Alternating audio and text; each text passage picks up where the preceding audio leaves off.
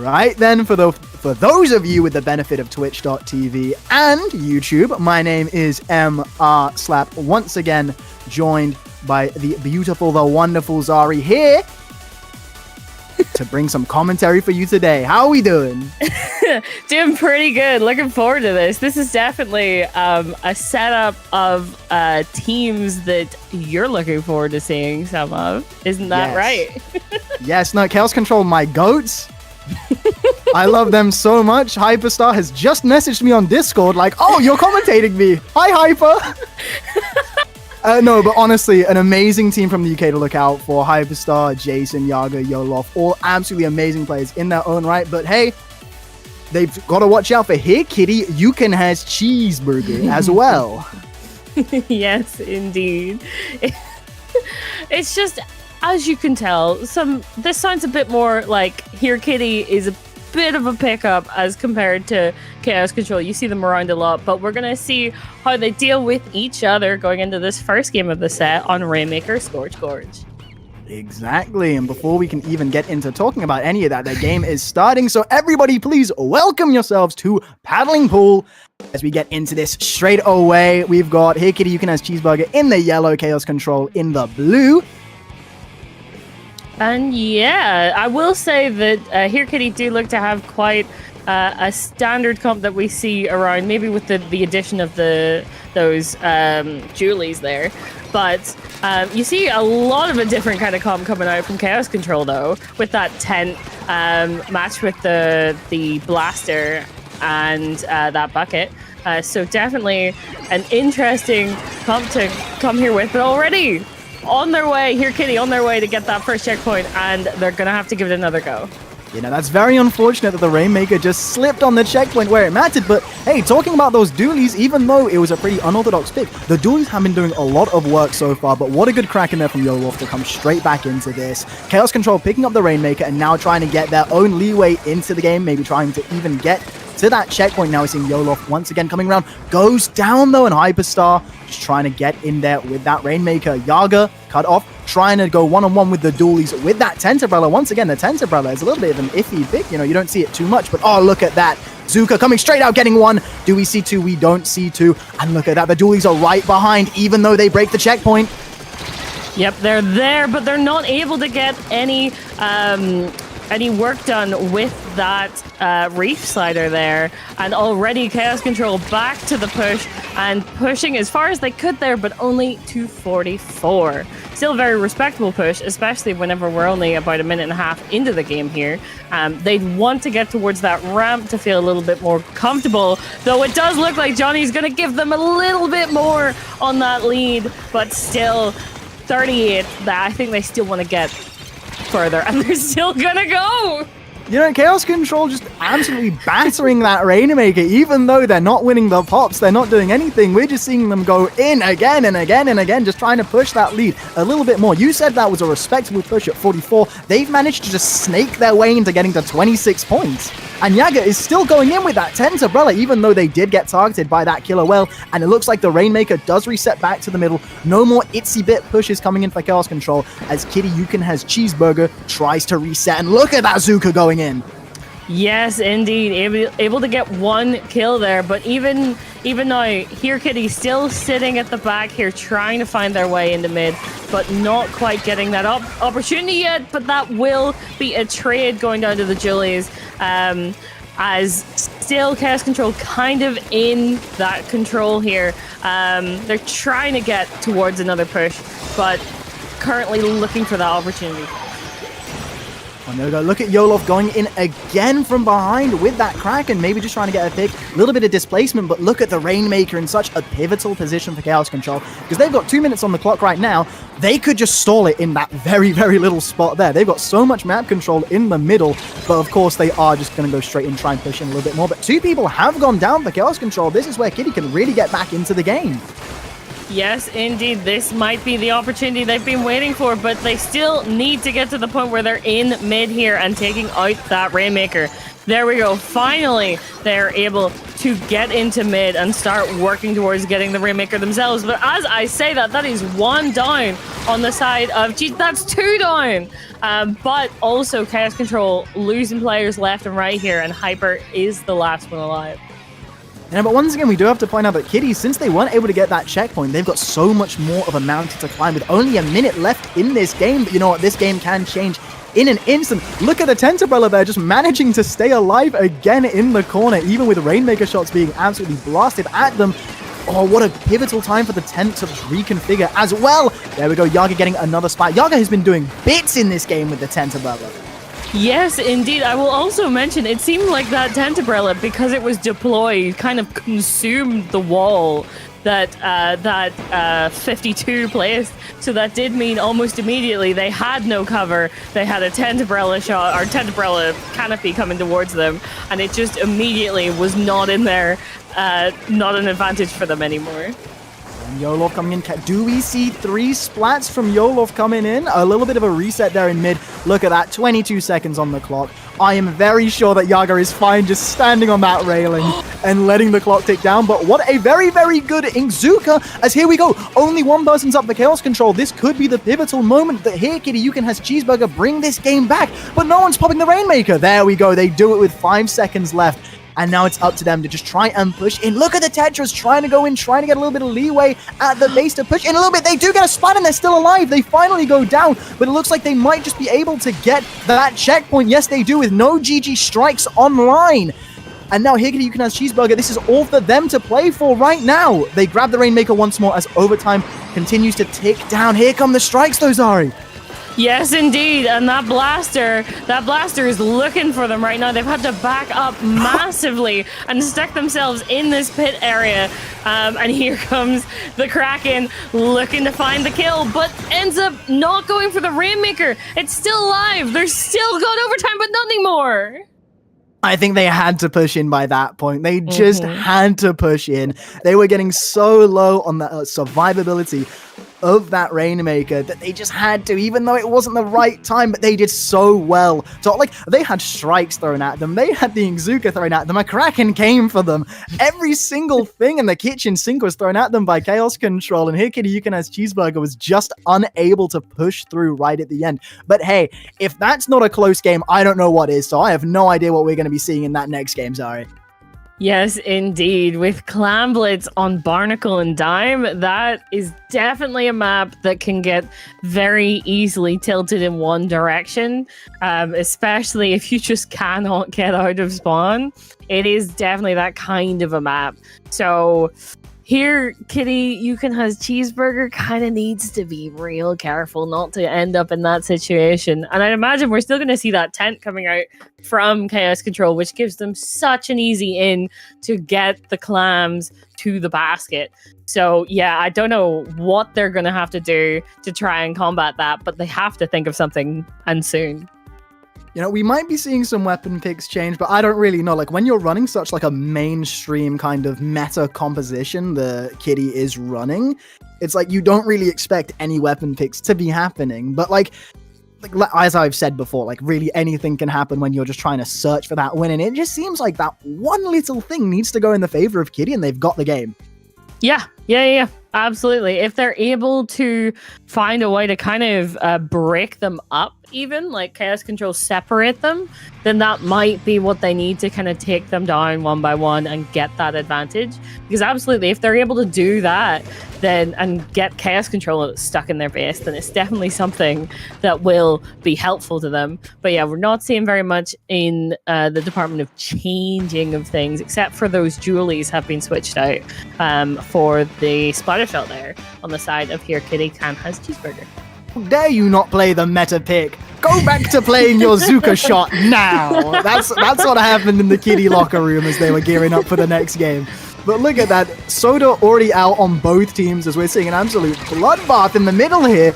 people going down for every single team, but Chaos Control looks like they have got the majority of the splats, and they are pushing into that basket already. Zuka coming out as we're seeing Zoyo just try and hang on Shark a little bit, but I think that's them going down at the side there. Now Chaos Control just really need to get the climb into the basket, and as soon as I bring it up, there we go, and more are getting thrown in as we speak. Yes, indeed. They're already below that 60-point marker, and there's a Kraken here to get rid of anyone who it can reach, to be fair. But at the moment, that will be, actually, I didn't even realize they'd stopped throwing in clams, so that will be the first push ended for Chaos Control, but they're still in such a strong position here with this 10 already ready to just push in and get picks. What really can Here Kitty do? You know, oh, there we go. The basket's gone down again. I was just about to mention how 59 is such a weird specific number to hit because it's just under the amount of 2 power clams. But to be honest, all that dunk really did for Chaos Control there is just get those penalty points down to 10. So if they throw another clam in, which they have at the back there somehow, Johnny Jr. able to get it. Like, oh my god, this game has been so dominant by Chaos Control. This is just an absolute wash right now. Yes, indeed. They are just in such an advantageous position here. And here comes the next power clam, ready and able. And they're now down to 43 points here. So they do definitely have more clams at their disposal. They just need to make sure and put them in. There we go. Now below that 40 mark, and now below 30, in fact. And still, Here Kitty has Cheeseburger not able to find any kind of way towards that mid. The only thing that's sending Chaos Control away from the basket is their need for more clams. Look at that Yolof again with that blaster, just trying to get that pencil down, that pesky pencil. But look at that, 2 people again going down for Here Kitty, 3 people going down, and there we go. That is it. That is the set. Chaos Control taking it 2-0 with a very dominant game too. Yes, indeed. Very dominant game too. But that will be the end of this set, and they will continue onwards into the bracket. It is, yes, this is bracket. For one second, I was like, this isn't groups this week. I don't think it is. But yes, it isn't. So that does mean that Here Kitty, You Can Has Cheeseburger is off into the losers bracket, while Chaos Control continues on. Oh my god, to fight Seed 1. Okay. Hey, no. My goats have got this, okay? My goats have got this. I don't care. My goats, they win this. They win this. Yo, Chaos Control, if you're listening on the stream right now, in life, there may be roadblocks, but you can overcome anything. Just roll, fight the power, believe in yourself. But you know what? Same to you as well, Here Kitty, You Can Has Cheeseburger, because even though that second game was just so much in the favor of Chaos Control, that was such a close first game. Like, I feel like that's really where, like, Here Kitty, You Can Has Cheeseburger just really shone in, like, the Rainmaker on that map as well. It's like, a lot of teams have this kind of thing where they're so used to playing certain maps, certain modes and stuff, that they're ingrained, like, in their brain, like a sixth sense. And then when you go to that little bit of unfamiliarity, like Clam Blitz or anything like that, it's just, what do we do now? Yeah. Yeah. It's not quite like muscle memory in the same way for some of these map mode combinations. Still, for certain teams, it's just kind of like, oh wait, hold on, we need to rethink this. And especially if you're already on a losing kind of streak, as it were, or you've already lost the first game, it can be so hard to not only pick up the morale, but also get into a headspace where you're ready to be like, okay, we need to think of a better way to deal with this on this specific map mode, which we don't like as much. And that can just be quite difficult as a hill to climb altogether. But not impossible, just can add to a little bit of a more difficult time for certain teams. Yeah, no, exactly. But with that in mind, we are going to go to a short break as we wait to get our next set. So absolutely don't be going anywhere. We will be with you as soon as we have all of that sorted out. But yeah, what a way to start paddling pool. Hell yeah. Hell yeah.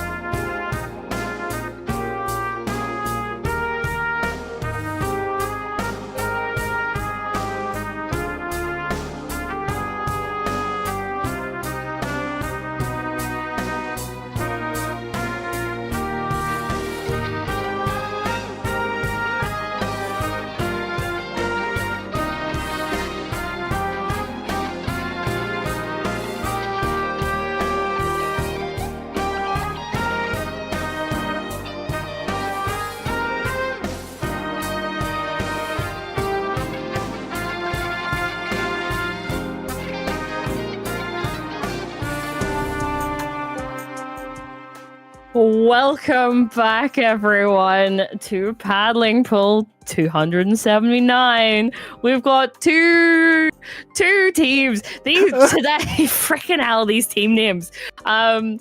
We have Big Back Beluga Wheel versus. Hey, yo, why this looks so mad? Why does look so mad for? Hold up. No, but I'm also laughing at their picture as well. Why the frick is they got like Herobrine just chilling? Are you reading the background? Are you reading the... Oh God! You might need to switch to a different screen. How did this get past? Anything? I don't know. I don't know. But anyways, we've got Big Back Beluga Whale versus why this my emoji looks so mad. Crying emoji, crying emoji, crying emoji. I hope you guys are here for serious comms as much as we are, by the way. We're trying, but like we are trying our best. But anyway, let's get into Clam Blitz. Yippee! Also, on the map mode, we just saw. Yep, McDonald's. Okay. Yep. Okay. We've got some pretty meta-looking team comps. Although I am seeing Dapples. Let's go. That's the name of the productions. We are seeing Dapples in the Dapple tournament. Oh wait, hold on. I know this player. We commentated them last time. Gimme can be a freaking menace on those Dapples. I remember this because there was this whole bit where we were like, "Oh my God, an actual Dapples player! What the frick?" And then they just murdered 4 people in cold blood, and we were like, hold on, this was supposed to be a bit. Anyways, what's not a bit right now is we're seeing a very, very even game at the moment going into it. Neither team is really getting an inch on the other. We've got the pencil there just trying to get a little bit in there, trying to get some digs, but look at that, they're just not dying in the middle there. But finally, yes, they do. The Dapples does go down, and now we've got Aphrodite going in. They've got Kraken online as well, as we're seeing Sam settling there with 6 clams. The only 6 clams that Big Back Beluga Whale does actually have. And they have died. So that does mean all 6 of those clams are in no one's possession at the moment. But yes, right now, it's still very much kind of neutral, but why this are definitely getting set up to actually get a very good push going as soon as they have a power clam in their possession. You know, and they are so close to getting that power clam, but the person with the most clams dying right at the front lines there, the squeezer, and now we're just seeing Big Back Beluga Whale coming straight back into this, just trying to get back into mid. Look at Gimme go with the shield of a crab tank. This could be a very, very good push, but no, getting a trade with Aphrodite instead. And now the pencil throwing down that soda with 7 clams to their name as well. We could finally see a push starting to get going. We could, but as we're saying that, still, they're kind of staying in. Okay, never mind. 3 people instantly obliterated as soon as you're about to make a point about how neither team can get an inch. Happens to the best of us. We call that the commentary curse in this business. And there we go, Big Back able to get first blood on the basket, getting that power clam sent in. Now Gimme, the only one able to really follow up, the only one still left in that base, and look at that, chucking clams over but still not able to make the basket, but somebody else on the team is able to carry this on, resetting the checkpoint. Yes, indeed, and that is a very good first push for them. You always want to get a bit more if you're able than just a power clam with that first push, because it does mean it's a little bit easier to defend. But as we're saying that, still... Wait. That was so weird on the screen. It said that the power clam expired, yet they were still able to grab it. Is that what actually happened? Oh, yeah. Can we get someone to clip that to, like, go over that? Because, like, that's actually crazy. Can we get that in the replay, Brownie? Yeah, Brownie, give us replays specifically for that one moment that has probably gone past, like, your replay counter already. But anyway, as we're waffling about that, look at this crab come in, and look at the slosh is just surviving. Oh, there we go. Goodness. Getting a pick. But look at that. We've got, is that the pencil over there? Okay, yeah, that is the pencil over there with the power clam just situated up. Ready and waiting to stop anyone from getting any further in. But as we're saying that, this seems to be the point where Big Back Beluga Whale are finally getting their way back into mid. And as we say that, that is 3 down yet again. This is what happened last time. You know, look at that with 2 power clams on deck. Gimme just sharking down there, just shooting up with the dapples. 3 people go down, but both of those power clams did get into the basket, putting Big Back to 44 points remaining. But now Why This is pushing in. They're finally getting that inch that they have so needed from the start of this game. With a power clam, a pity clam straight back at base as well, a crab going in. This could be the push that they need, even getting a pick on the sploosh as well. But look at that. There we go. 2 people down for each team, but they are able to get the power clam in. Yes, indeed they are. But as we're saying that, the timer is running out. The Kraken getting denied right when you needed it. Oh my goodness. That was certainly not what they were looking for. And with us coming down to the last 30 seconds here, Why This do still have a pity waiting. They're trying to get that football in, but they're able to. And now Aphrodite, the only one that could salvage that in there. No, but here we have McDonald's coming up. Do we see them throw it in? Yes, they do. They break the barrier. Now they just need to keep that pressure up again. Yes, indeed. There's still... No clams, though. Still no clams. Okay, there we go. We've got a couple on the board here, but they're not going to make it in time. They're going to have to make another power clam. They do, but that means they have to push in yet again and not lose that power clam in the process. And even a power clam, it's not going to be enough. They're going to need way more than that, and they don't have very much beyond that, and especially with that player going down. Gimme just getting absolutely... That was very unfortunate what happened. And the wipeout before the clam could enter the basket. And overtime is going to trickle down. And that is going to be... What a game. What I can't even, get into what happened at the end there. That was just so unfortunate. How we saw the Kraken get denied. And then we just saw the power clam almost make it to the basket, but it wasn't thrown further enough. Yes, indeed. Very, very unfortunate there for Why This. But it does mean that the first game of the set goes to Big Back Beluga Whale and will take us to Hagglefish Market with Big Back Beluga Whale on match point. Yes, and now we go into the neutral. The stage and Zert mode that I think everybody loves in this game. Like pure, unadulterated neutral. That's what I like to call what we're seeing next. Yes, and if we get to it, Game 3 is also going to be that kind of neutral playing field with TC Inkblot. So definitely when I think of these 2 teams, I think we're going to see from Big Back Beluga Whale, we're going to see those dapples, and they're still going to be the Reef Slider ones because you can just cheese that zone so easily with a well-placed one. So it makes sense. And I'd imagine we're still going to see those Snipe Riders. They do a lot of paint from range, and they support quite well. But I wonder if we're still going to see the blaster, like that range blaster coming out, because it can be helpful to have a Kraken, but it's not as helpful as in other modes. But yes, now we get straight into this. I honestly cannot wait to see this. Yes, indeed. Still keeping that range blaster, but switching to the other one for area denial. Yeah, no, I was about to say neither team really changing up their comp, but yeah, you did catch that out. I did not see that.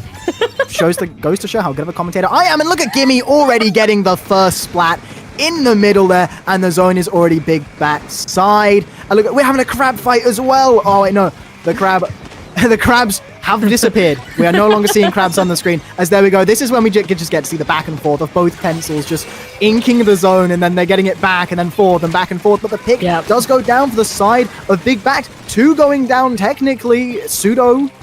And now we're seeing Why This getting straight in there. Yes, indeed.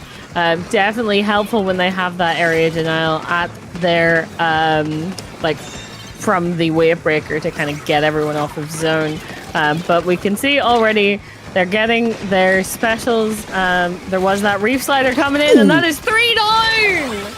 Oh, and there we go. There's a 4th. It wasn't to be from Gimme, but they did get the assist. That was very, very nice, just going in with that Reef Slider. And look at the Slosher already getting another pick on the Squeezer right there as well. You can throw that Crab in there, but I'm sure that Big Back have just enough ink to be able to keep up with it. There we go. The Wave Breaker thrown down as well. Just trying to push in there a little bit more. What a nice shot there from Aphrodite as Aphrodite tries to get even more. There we go. 3 people down for Big Back. This is where Why This gets straight back into it. There we go. It is on their side. Soda does go down though. Big Back not wanting to be out of this for a single moment.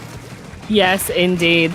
They want to be ready and prepped because they have to be careful on this re-entry here, especially with the Crab constantly looking for a weak point there. That is 1 down on each side at the moment, and we can see that Reef Slider trying to keep them back, but not able to find any utility there. And though, as I say that, Why This still keeping control of this zone just long enough to get lead.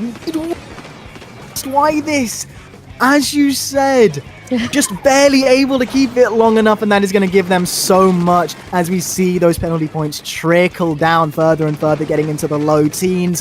Why This really need to get the zone back as quickly as they possibly can.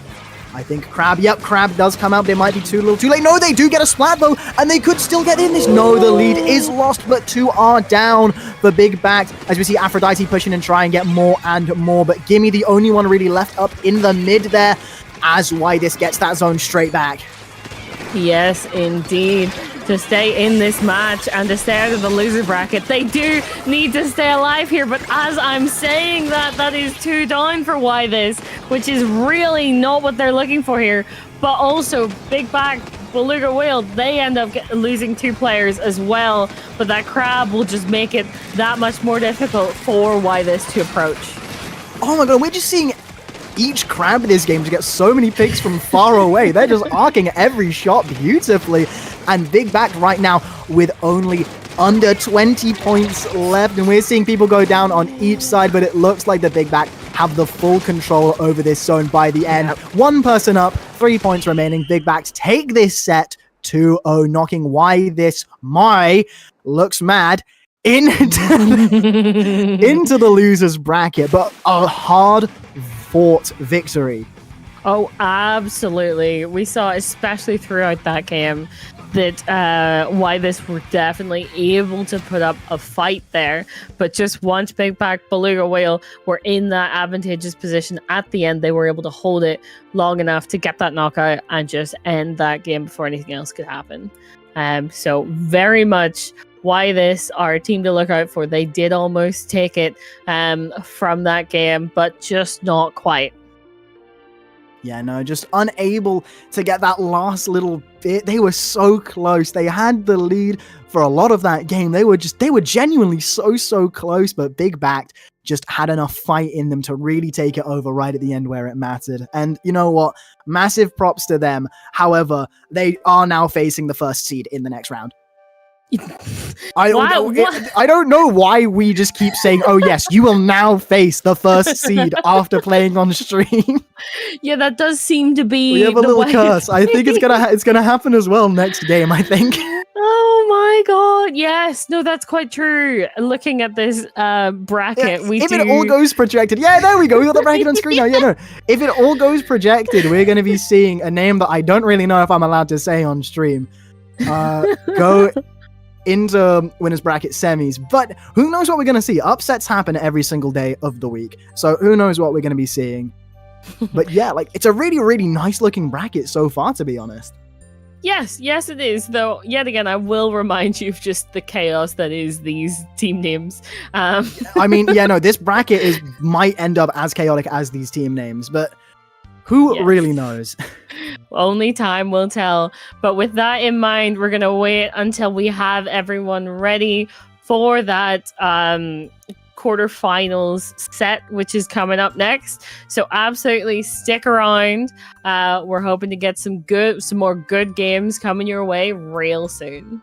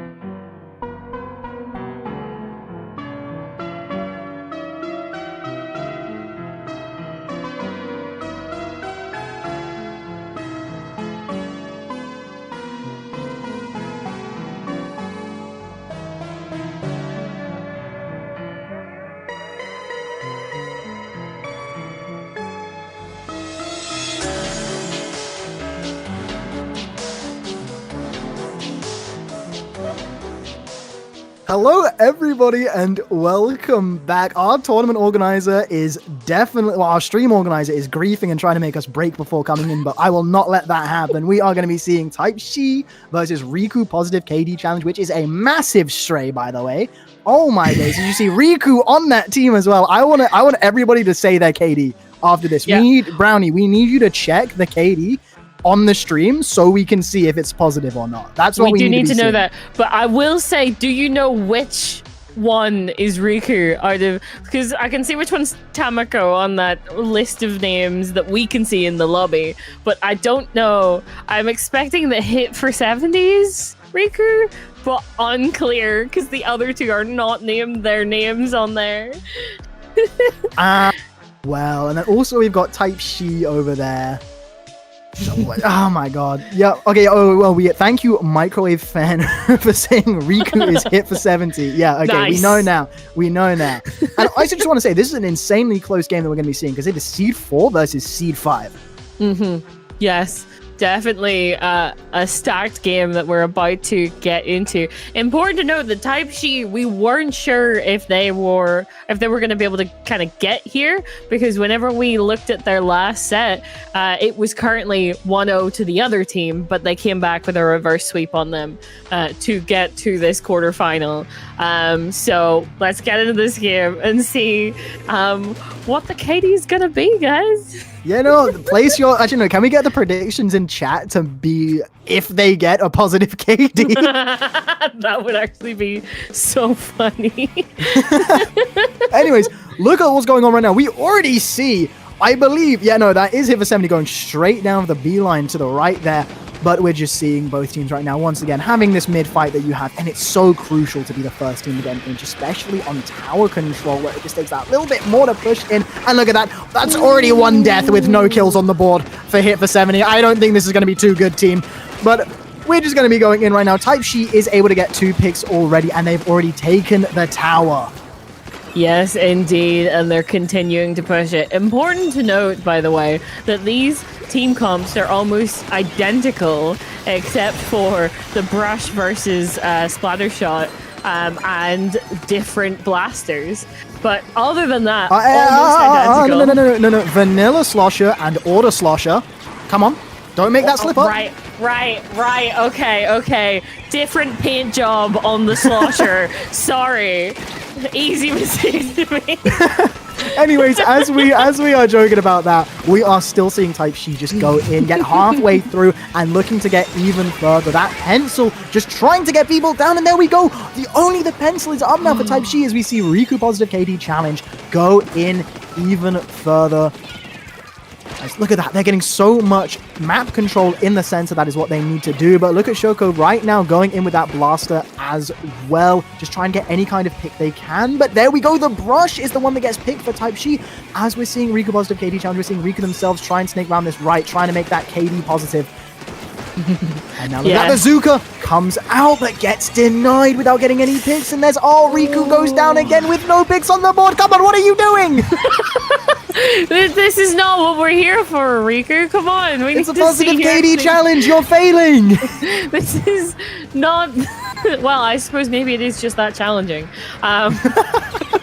Just be like that, you know. But Type Shi already on the offensive again, getting a push of their own. They have this Kraken in trying to find some picks here, but does end up getting taken down after the fact. That is unfortunate for those two players, but the brush is just doing a lot of work at the moment. And they get past the second checkpoint as well. That is going to do so much. That was a really tricky place to be standing because, you know, you've got the blast coming after you, you've got the slosher coming after you, you've got the pencil coming after you, and Izuka could be popped at any time. Like, that's such a pivotal checkpoint to get past, and now you've got so much to get through afterwards. And it's looking like the Type Shi is still just hanging on to this lead. The Slosher, the only one up, and they go down as well. A pseudo wipe happening in front of our eyes as that time remaining just goes down and down even further. Specials getting popped left and right. Trizzy just running around in spawn right now, gets picked off, but caused a pivotal distraction as they are able to make it to that final checkpoint. Yes, indeed. Though they do not get through it quite yet, but they did get quite far through it. So Riku Positive KD definitely have an uphill battle if they're even able to get the opportunity here to get another push of their own. There we go. Checkpoint 3 has been reached, but it looks like that Type She is just being hauled off just enough to where they're not getting past it. They cannot get past unlucky number 13. Yeah, they just are stuck there. It seems like maybe we might finally have the opportunity for Riku Positive KD Challenge to get to that tower and to push it back. But as I'm saying that, 2 go down. But it's still, the tower is still being pushed back at least a little bit. But they take the tower again, and it's just such an unrelenting push that just hasn't stopped, except like I think we had one moment in the middle of the game where it stopped, and that was it. But look at this, Soda's coming out again. We're seeing jumps coming in left, right, and center. Hey, there we go, there's a splat. Go on, get that positive, Katie. If it's possible at this point. And look at that note, Cooler's out. 2 specials on deck. You've got the Strikes and you've got the Zuka. I think Strikes have just come out now. Yep. But look at that. Type Chi do also have the GG Strikes. You need to be getting that Slosher down now if you want to get rid of that instant game-ending special for tower, and they do. We could even see a pseudo wipe happening, but look at the Ink Brush from behind. It goes down as well, and this is such a good push for Riku Positive KD Challenge. They could still actually have it in this. They get to that second checkpoint, and right now they are just holding on for dear life. Yes, indeed. They're through that checkpoint, and that's another player. There's a player down on both sides. Oh, but 2 down on the side of Riku. And with this overtime happening, they are not able to get onto the tower, and that is a wipe. You were saying about GG Strikes, and I was saying about GG Strikes, and that's exactly what we saw with even the jumps coming in. And then you just see 2 of them that are jumping in instantly go down to the Strikes. That was really, really good from the Strikes, though. I just want to say, even though, like, oh yeah, GG Strikes wins the games, like, no, they made sure to segment the Strikes well enough to where, like, the strike got thrown in, bam, it goes off. And then you wait enough to be able to catch the jumps. That was actually really, really nice. Oh yeah, by the way, guys, it's game 5. We didn't mention that yet, but it's game 5. It's best of 5 now. Yeah, best we're now. on the 5, which does mean we get to see at least 3 games, which we have not seen yet in one set. So we appreciate that. But yes, that will be the first game of the set, going to Type Chi, and definitely there was a moment there at the end where Riku Positive KD Challenge were making a bit of a comeback, but it was just Type Chi had made such a strong push, and getting to that second checkpoint, even getting through that the first one is just so difficult at times that getting towards the other one, oh my god, especially in overtime, is such an uphill battle to climb. But they got closer than seemed possible, only I would say like 30 seconds earlier. Yeah, it was such a valiant push at the end, though. You've got to give them props. But anyway, we are going straight into the next game without missing a beat. Once again, another map and mode, which is very neutral. A lot of people like playing this. Oh, we're seeing the Gal come out as well. Yes, indeed, but not much of a change on the side of Type Chi, as they've got their comp, they know what they're doing with it.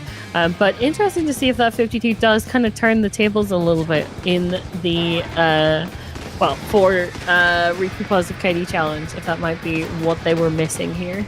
I mean, you've now got the splat wall to be able to set up, and a very, very powerful weapon. I think we all lament about how strong that weapon is online. But hey, beauty is in the eye of the beholder, and, you know, same as weapons, the strength of the weapon is in the beholder itself. And right now we are seeing Type Chi just going straight into this like we saw last time. Yes, indeed, we are. They are so brutal when they have that, when they're sitting in the advantageous position here. They just are very good at being exactly where you don't want to see them, especially that brush can do a lot of work towards being a distraction for long enough. But yeah, this is not looking ideal for a Riku Positive KD Challenge.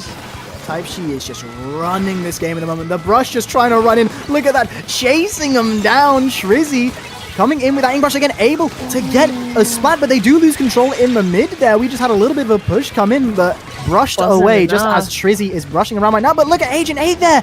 Are they able to get the zone? Yes, they do. They are just able to get the zone after getting a few picks. And look at this. Now it is time for Riku Positive KD to really get back into this. We saw how much they can just change the tide of the game at the end of the last one. They just need to do it now in the mid game instead of getting it in overtime. But Type Shi has reconfigured. Type Shi is straight back to where they once were. But Riku Positive KD having that little bit of extra confidence. Now that they've taken it once, they can definitely take it again. And all of the specials being popped at once. Yes, indeed. That is 2 down. But oh my goodness, almost immediately. Wait, hold on. They're continuing to push it. That is a very good, strong position for Riku Positive KD Challenge. Are they going to be able to stop that brush from rushing in as soon as they have their special? They're using it. There's a pick down for each team. Soda and Tri-Strikes up for Type Shi right now. Type Shi don't want those points to go down any further. But Riku Positive KD is still just keeping that zone. Both pencils fighting over the real estate in the middle of the zone. 2 people down for Type Shi. We are seeing Mako go in, get 1, get 2. Oh, they go down to the pencil though, but I believe, yup, that is going to be enough for Type Shi to reclaim the zone once more. Yes, indeed. Trizzy here looking for another pick, not able to find it, and the strikes will flip this zone. And especially when you've only got, 35 penalty points, this is very possible for Riku to make their way through it if they are careful. But here comes the Kraken to cause issues and to send all of Riku Positive KD Challenge running from the zone if possible.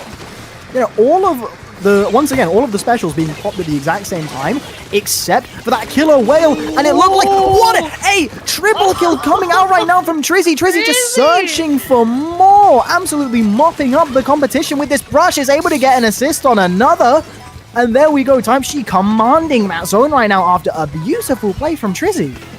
Yes, indeed, that was exactly what they needed, but in come the strikes to flip that zone before Type Shi can get any more points on the board or through those penalty points they'd been working on.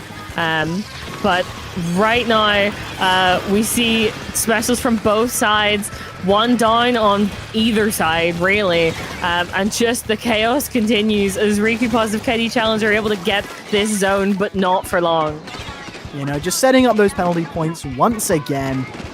As now we are once again just seeing Type Shi on the zone, but Riku Positive KD Challenge is still not relenting at all. They still have fight in them from what looked like an insanely dominant game right at the start. We just keep seeing Riku Positive KD Challenge just perking up and just somehow getting back into it from a game that looks desolate. Look, the Tri-Strikes come in. Did they take the zone? Yes, it does, but the Tri-Strikes now coming in for Type Shi as well, getting the zone straight back into their favor.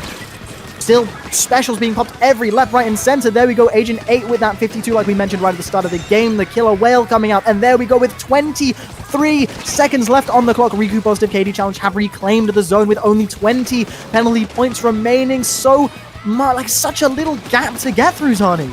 Yep, very much so. And here comes Trizzy. Finally getting through those penalty points, but do they know that Trizzy's on the attack here? They do know now, but I think I heard a Kraken at some point in all of that. But is it going to be enough?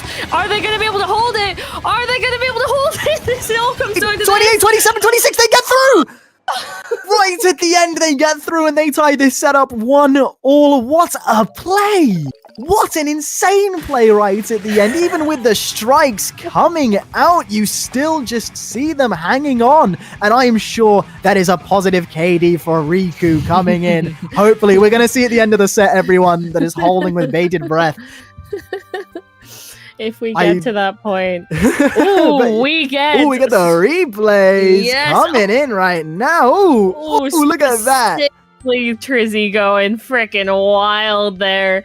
Definitely a moment. Oh, look at the end of this game as well. Look at that. We see the Zuka coming out, able to get a splat there on the blaster. Look, we see Trizzy go down in the middle. After the Tri-Strikes, we're seeing Mako come in and the pencil, but they just didn't have enough turfing to be able to get through when you had Riku putting every single amount of splatting of turfing going straight onto the zone that they put every single little pixel of ink they could onto that zone, and it just managed to push through right at the end where it mattered, and it is all tied up to 1-all. And now we're going to be seeing from what was two very neutral stages and modes to whatever the hell we're seeing next. I always forget the name of this map because it's still like the new one. Lemuria Hub. Yeah, I don't even know. Lemuria. I don't know how to pronounce it. But yeah. that is what we're seeing today, ladies and gentlemen, and everything in between. So this will be interesting, especially that this would have been the third game, right? So if Riku Positive KD Challenge had not taken that last game, had not been able to claw it back, this would have been like a decider game, and it's on Lemuria, which even now don't know very much about as a competitive map. Yeah. Not many people pick it in their because mostly I'm just commentating paddling pool. It's whatever they choose. No, it's gone bye-bye. We don't see it anymore. Nope. Oh, we're not allowed to see that? Is that... Yeah, no Clan Blitz Lemuria anymore on the stream overlay. Bye-bye. Oh, okay. We're going to be going to shifty stations, actually, everybody. Whoa! Oh my god, I didn't know that way. came from this game. Oh my god. Well, yeah, we're just gonna wait for... they don't want to play the map, so they're doing random. That's crazy. Oh, and then you get Flounder Heights for your troubles, actually. That is not better. No, you're not familiar with this map. Okay, go to this one instead. I am Flounder's biggest fan, by the way. That map in Splatoon 1 was really good. Right. I'm Splatoon blinded 1 with nostalgia. Flounder is a different beast. I know, and I'm Splatoon 1 blinded by Flounder. nostalgia. Anybody here on Team Past? Am I the only, old guy? Am I the only old guy that's going, the Past was so much better, guys. I loved it when I was a child and had unlimited free time, and then I remembered that all the children with unlimited free time is playing this game right now, and I'm like, oh no. Have I become old? I'm only 20. Am I old? Yeah, sadly, it happens to all of us. So, welcome to the club. But yes, thinking back to Splatoon 1, it's one of those things. Can they re-roll again? Wait, imagine if we see a second re-roll. For the first time in Dapple history, we're going to be seeing a second re-roll if they don't want to. That would be so funny. Oh, that'd be so funny. Is it in the rules anywhere if you can only do one map switch? Because I'm sure that both teams are creasing seeing Flounder. Tamako saying, I hate it here. Don't worry, we hit it here too. This is not the map. I love this. Oh, Heavy Edit coming out. I love Heavy Edit. Let's go. Heavy Edit on both teams. They both know the meta on this map. I shouldn't say we both hit it here because absolutely you don't. But I love it here. Oh yes. Do not. This is not the Flounder I remember, and I stand by that. It's been butchered. God damn. Hey, look, all I'm saying is butchered meat is perfection. I go to a butcher to get all my beef, all my chicken, everything. That tastes yummy. Anyway, let's get into this with the Riku Positive KD Challenge.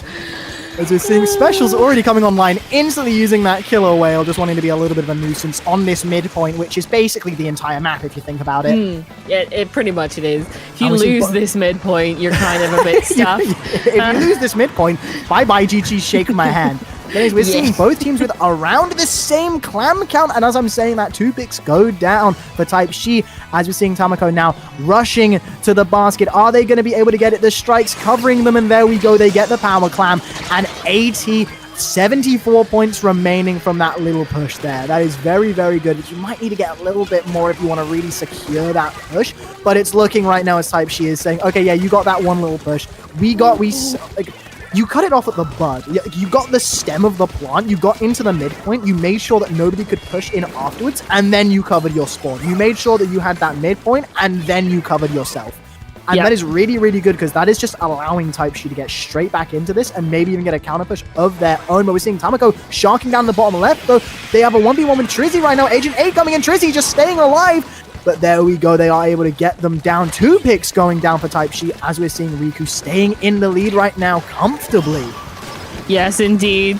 8 and 8 dropping down, but almost immediately getting more than they bargained for there, as immediately the Kraken is the response to that. That is 3 down for Riku Positive KD Challenge, which does pretty much give Type She quite an easy time in approaching this basket. And with the jump in, they should have it. But Trizzy does not get the jump out again. So are they gonna be able to get anything more in, or just that power climb? It looks like just that power climb, maybe. Oh, yeah, no, and a trade right there is going to secure it. They only get that 1 power climb in, and even though they had Soda online, people were just jumping straight back in and getting slain at that point right there. And it looks like this is so good for Riku Positive KD Challenge right now. They've got the strikes going in, they've got that pity clam that they've already picked up at spawn, not really waiting for another moment to use it, as they're just trying to cover their tracks. There we go, Trizzy coming in. Trades though, and here comes the Inzuka, not able to get any picks of their own though. Soda coming out alongside the tri-strikes now for Type She, as both teams are just fighting over this pivotal midpoint once again. Yes, indeed, but it does seem to be kind of going, yep, definitely in the way of Type She, as they are back to a very aggressive stance here, getting clams and getting ready for a push that will probably get them more points and the lead. Not really getting like the lead in that moment has been so rough for Type She, because they just need to dunk that 1 power clam, but it's proving so hard to actually get that power clam in the basket. You're seeing Mako right now just on the top there. Strikes being thrown straight in. We've got Soda up as well. I think I heard that jingle anyway. That just might be in my head. Never mind. Oh no, there it is. Definitely, that's what I was calling out in the future. I saw it in the future, guys. Trust me. But no, we're just seeing both teams just fighting now. Just really, really nice from Riku Positive KD to just hold them off this long. But there we go. Picks going down for either team. Heavy edit down for Type She. Meanwhile, 2 picks are down, and there we go. The tri-strikes coming in. I believe that this is definitely going to be a power clam going in, and Type She is able to take the lead. Are we seeing any more though? We are seeing people go down for Riku Positive KD Challenge, but we're not seeing any more clams go into the basket. Yep, there we go. Before any could go in. Oh my goodness! And that is 3 down. That's actually a delayed wipe on the side of Type She, and with the points we are seeing on the board here, all it would take is a power clam for Riku Positive KD Challenge to get the lead. But as I say that, they get absolutely wiped in the last 30 seconds. And that's the pity clam as well. That's the pity clam. You have to build a whole nother one on this map in that amount of time. I am so sorry, but I believe this game is over, but I will be very happy to eat my words if I am fed them at the end of this game. But that does not seem likely, as even when we're looking at this right now, where are the clams? Yeah, where are the clams? They've got a couple pennies in their pocket. They're trying to buy some penny sweets out here, but they can't buy anything. As there we go, we're going to see what's a delayed wipe right at the end. And there you go, Type She just able to claw victory out from underneath them. Yes, and yet again, definitely... Flounder is a map on clams that does exist, but I think it is a map. Can we cut it off there? Flounder is a map. That is true, but it's also a map on clams that does exist, and there's possibly a reason why it doesn't exist often in people's pool map lists. Or at least not with clams. And microwave fan coming in chat. I'll blame Flounder actually for that one. I blame Flounder. No, but that's your fault for re-rolling, actually. Like, you guys could have stayed with the other map. You tested the TOs. The TOs put this map on you, and you said, no, I don't want to play it. And they said, fine, we give you Flounder. This is your other option. This is your undoing. It's no longer an option. This is the choice that has been made. Everyone's so scared to re-roll maps now. Like, they're feeling a little bit uncomfortable. Both teams are like, oh, maybe we should re-roll this one, guys. And that, nope. No. You might get Flounder. You might get Flounder. You might get Flounder. Is Flounder is every map in the map pool for this tournament, or is there like a set map pool? Well, I think because of how the Sendu kind of bracket works, it's normally voted on by the teams, except for the last map, right? So that's crazy. Wait, map 3 would be like that's a tiebreaker map that's decided by. Oh yeah, so teams pick maps before they register. Okay, and then they decide to actually not this one. Well, the thing is, they pick it's like Sendoku, so they pick a list. Yeah, they pick a list. Yeah, no, I know, yeah. I get that. Cool. It's just very funny how like the maps are all picked, but I don't know. One team wanted to be a little bit of a troller. They were like, actually, let's put Chemical X in this. Then their team were like, what the frick do you mean? Yeah, they're like, Lemuria, I ain't playing on this map. Give us another one. And then they get fed Flounder and they're like, Yeah, so then you have to think about your actions and the consequences that come from them. Like you didn't buy a lottery ticket and just not win. You bought a lottery ticket and that lottery ticket put you in debt. Like that's the kind of feeling that you get after this. But anyway, we're heading to Rainmaker Scorch right now. Just a little bit of a palate cleanser, you know, like not the best, but still an agreeable map, if anything. Yeah, on Rainmaker, you kind of have to, you don't have too many choices that are great, so you just kind of do what you can. I will mention that Riku Positive KD Challenge have yet again switched it up, while Type Shi are continuing to be consistent on their choices. We do have that Wiper and the 50 or the 96 now instead of the 52. Tamako going in there. I was about to say consistency is king, but then as soon as I was about to say that, Riku Positive KD is going on an absolute test, specifically Tamako right now with this shot, this auto shot specifically, may I add. And look at the hammer coming in just to block out and just try and push in that little bit more. Able to get the snipe biter as well. The only person up right now is the Slosher. You need to dunk, and there you go. Both checkpoints have been broken. Riku Positive KD Challenge is just absolutely destroying Type Shi in the spawn right now.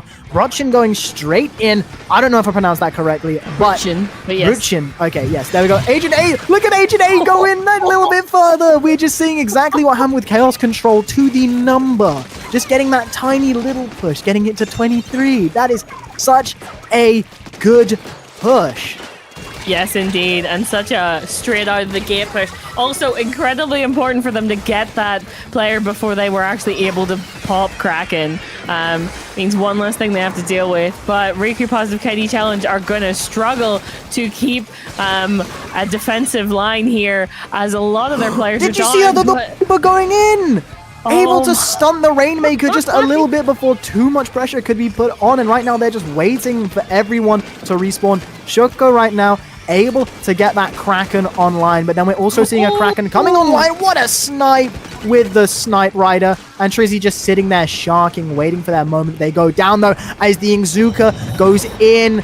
Shuko once again waiting around that right side, maybe just trying to get a little bit of a pick, but they go down as well. This is really, really nice for Riku Positive KD Challenge. Look at that. Riku themselves getting another kill for that oh so valuable KD, as 3 people are now down for Type Shi.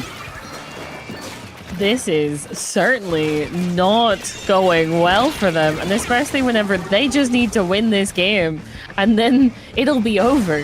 This match, this set will be over. They just need to win it, but it's not looking like it's gonna happen, at least not yet. But as I say, that's 2 down on the side of Riku Positive KD Challenge, which does give Type Shi another possible push on the board for them. But they do need to be careful about this, because they need to get the whole way to 22 here. Oh, wait. Oh, there we go. The Ingzuka able to get a double kill. That was so nice as well, because they already had 2 picks on them. Tamako right now. Tamakoted, as somebody said in chat. Thank you, Microwave Fan, for that one. I'll be stealing that one, putting that back in my pocket. Hit for 70, coming straight out and eating that killer whale. And now we are just going to be... Oh, no, a Lucky Bomb! A Lucky Bomb is able to kill the Rainmaker. The Blaster going down as well. Tamako coming around from the back. Are we going to be seeing that Snipe Rider go down? Yes. There we go. Hit for 70. Riku, again, now just pushing in with that... Oh, come on. Why do we have to get that one on stream? Like, come on, Brownie. Could you not switch a little bit beforehand? Oh, that is unfortunate to see. Just as I was about to, I was about to start guessing about, yeah, they're about to push in with the soda. This could be great, but Riku just saying bye-bye, actually. I don't want this soda. I don't need the buff. R.I.P. Riku. Chad's having a little bit of a laugh. No, he's getting Oh my. When you have your name in the team name, we are going to be looking at you. Like, come on. Come on. And like this is a push and a half happening right now. 45 seconds left on the clock. You have under a minute to push to 23. Like that again is such a weird number to hit. Like it's close, but it's not so close to where it's impossible to get at the end of the game, you know? Like, you don't have to do an almighty push to get through. But look at that Stamper coming out. We're seeing so many specials being popped. I'm surprised the game isn't lagging like it usually does when we see this amount of carnage on the screen. 15 seconds left, hitting the clock right now. Type She have to push in now. They do indeed. We can see that Riku is behind at the moment, but... Riku, please. No. Oh, wait a second. Okay, Trizzy has the Rainmaker. It's overtime. You have to be going in now. The Kraken unable to get the kill. And we're seeing them. They have so much control. 3 people down. Only the Snipe Rider's up. The Snipe Rider has to be the one to save this game. Do they get it? They get the wipeout. This game is going to go to Type She right at the end. Oh, no. That is so unfortunate. What an ending to that game. Oh, that is heartbreaking. That is so heartbreaking. Oh, right at the end, the wipeout happening, and they were just able to clear it. Oh. That is so unfortunate for Riku. Wait, please say, Brownie, please say you're a little bit of a troller and put falling off the map on the replays. I beg you did that. Oh, look at that. There we go. Getting to 23. I thought, oh, that was such a good push as well. And look at this. It's just so unfortunate the Kraken wasn't able to get the kill. Tamako goes down on the top. The Wiper goes down as well. The only person up is the Snipe Rider. And there we go. They just get knocked down by that blaster. Nobody was in the way right at the end. And that was just so heartbreaking. But what a valiant effort again from Riku Positive KD Challenge. Like, that was such an insane ending to that game that, honestly, that could have gone either way if a single second was on the clock. Oh, 100%. 100%. It could have really been... Like, Riku Positive KD Challenge could have taken that had it been just that little bit different. Or had they have even just had the time to. But that did not end up happening, and that does mean we don't get to see a game 5, and unfortunately Riku Positive KD Challenge are down into the losers bracket. And now I don't want to kick the guy when they're down. However, we are going to see live on stream if it's a positive KD. And no! 8-9! Riku, that is unfortunate. Give us another game. Let's see the next one. Oh, 7-10, Riku, no! Oh, the challenge has been failed. Let's see the next one. Yay, 13-12! Positive KD! Positive KD, let's go! Hey! Oh, okay, no. I mean, look, if your name is Positive KD Challenge, you know, you completed the challenge. You got a positive KD. 1 for 4. That's good. Yes, that's good. That's good. And now there's going to be a clip of you falling off the map as well. So you know, what? GG's. But as much as we're joking around right now, like honestly, that was such an amazing effort, and I cannot wait to see what happens as we see them go into the losers bracket. But oh, that was just such a heartbreaking ending to the set. Yeah. Oh my god. I was really ready for that to be going to game 5 and have them duke it out on, what was it, Inkblot Tower Control, I think. That would have been incredible, but just wasn't quite in the cards today. But yes, very back and forth. Riku Positive KD Challenge had that game for most of it, but it's Rainmaker. If you get wiped, it can just end the game for you, and that's just the way it is. And sometimes there's just that is what happens. You know what I mean? Yeah. That just kind of happens. A very snowbally game mode. It's not like, you know, zones. It's not like tower control where like everything is set. The tower moves at a set speed. The zones ticks down at a set speed. No, you can grab the Rainmaker and you can beeline it as quick as you can, as forward as you can. That's the beauty of the game mode, really. How the pace is all in your hands.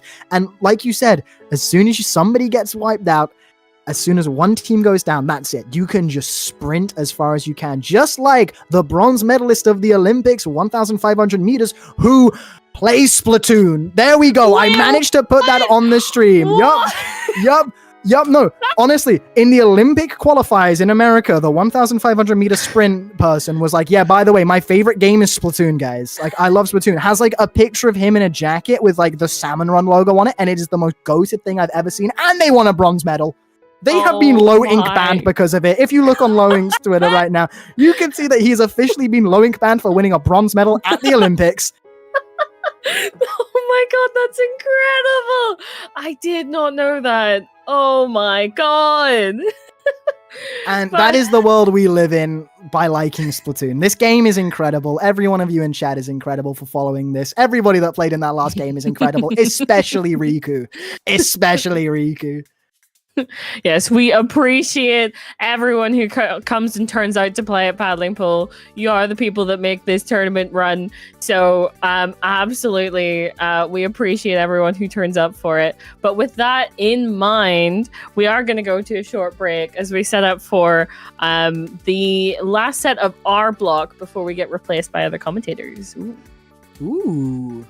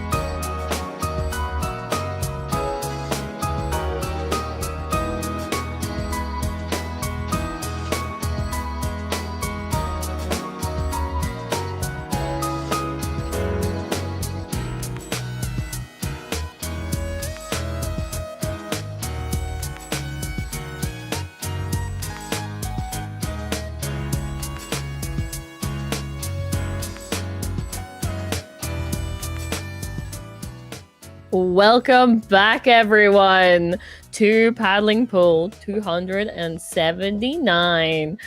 With these two teams, I'm just going to call them Emoji versus Prime, but I do believe that my lovely co-commentator here has something else to say on what they might be referencing to. I mean, like, okay. I know every Splatoon player has brain rot. Therefore, that emoji just purely reminds me of that one clip of Speed where, like, he's just looking down at the floor and smiling somberly while people are like, why are you laughing? I'm crying. Like, and he's just, like, smiling there. Like, that's the only thing that I can get from that emoji right now, because all Splatoon players have brain rot.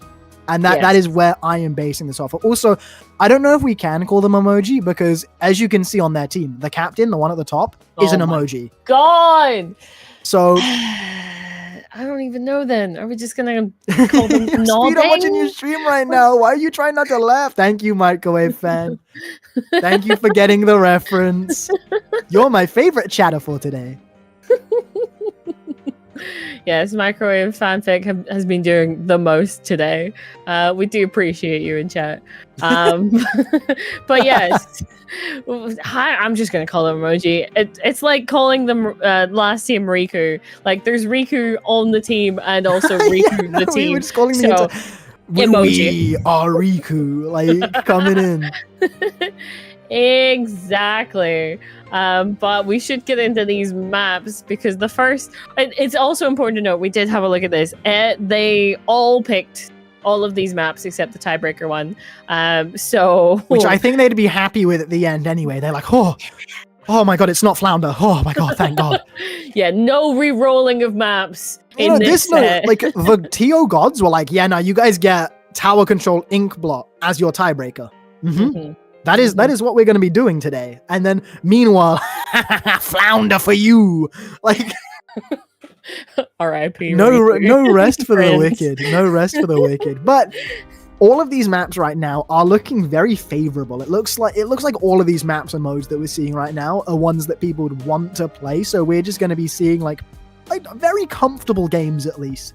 Yes, I'd agree with that. These are map modes. They're combinations that I would say are very standard, are very liked for good reason, and definitely they are the only thing I would say is you might see a little bit more of Undertow Rainmaker than Scorch, but that would be only slight, if even. So yeah, I'd say the rest of these very standard map modes, definitely ones that teams are gonna like playing on. I'd be intrigued to see if we see any blasters, specifically range blasters, on this first one on Hagglefish Tower Control. Ooh, yeah, no, I definitely wonder what we're going to be seeing. And then, to be honest, these are two teams that we haven't seen today as well. Like, we're not seeing any repeats, which has been lovely to see. Yes, we have gone to the other side of the bracket finally. Yeah, the just complete other side. We're saying bye-bye to what we have seen beforehand. But this is the match to decide who will be facing off against either the winner big-backed between Beluga Whales or Type She. And it's currently, I don't know if it's just how it works, but it's saying right now that Big Backed is projected to win. And I don't know if that's just showing the top of each I think that's what we're seeing on the bracket right now is because, seed. Yeah, it's the top. Okay. Oh, yeah, they did beat the top seed as well. I did kind of forget that. I'm silly. Yeah, we did. Wait, was winners round? Oh, yeah, no, that was. For some reason, I don't know why I thought the set that we, just commentated wasn't a best of 5 when it was.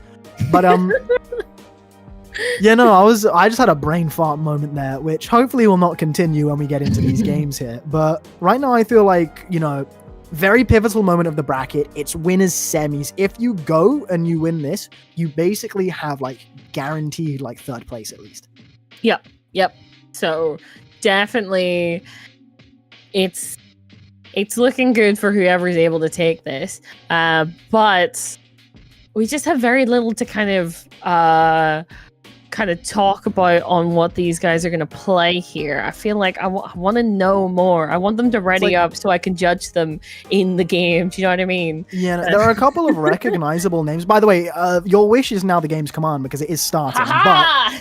But I recognize a few of these names, but for the life of me, my mind is blanking. On what exactly each of these players are playing. So yeah, definitely the same. Only the shooters coming out. Okay.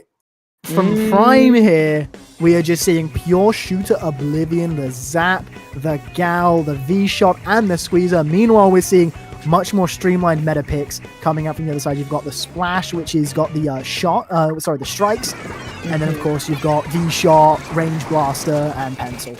Yeah, I was going to say, the strikes you mentioned, and then we come back into the game whenever Toyobin's throwing them. But yes, indeed, at the moment, both these teams just trying to feel each other out, trying to be the ones to get the first pick here. But one goes down on both sides. No, two down on the side of Emoji there, as this 1v1 there on the left-hand side. Or actually, I think it was a 2v1, did last that little bit longer.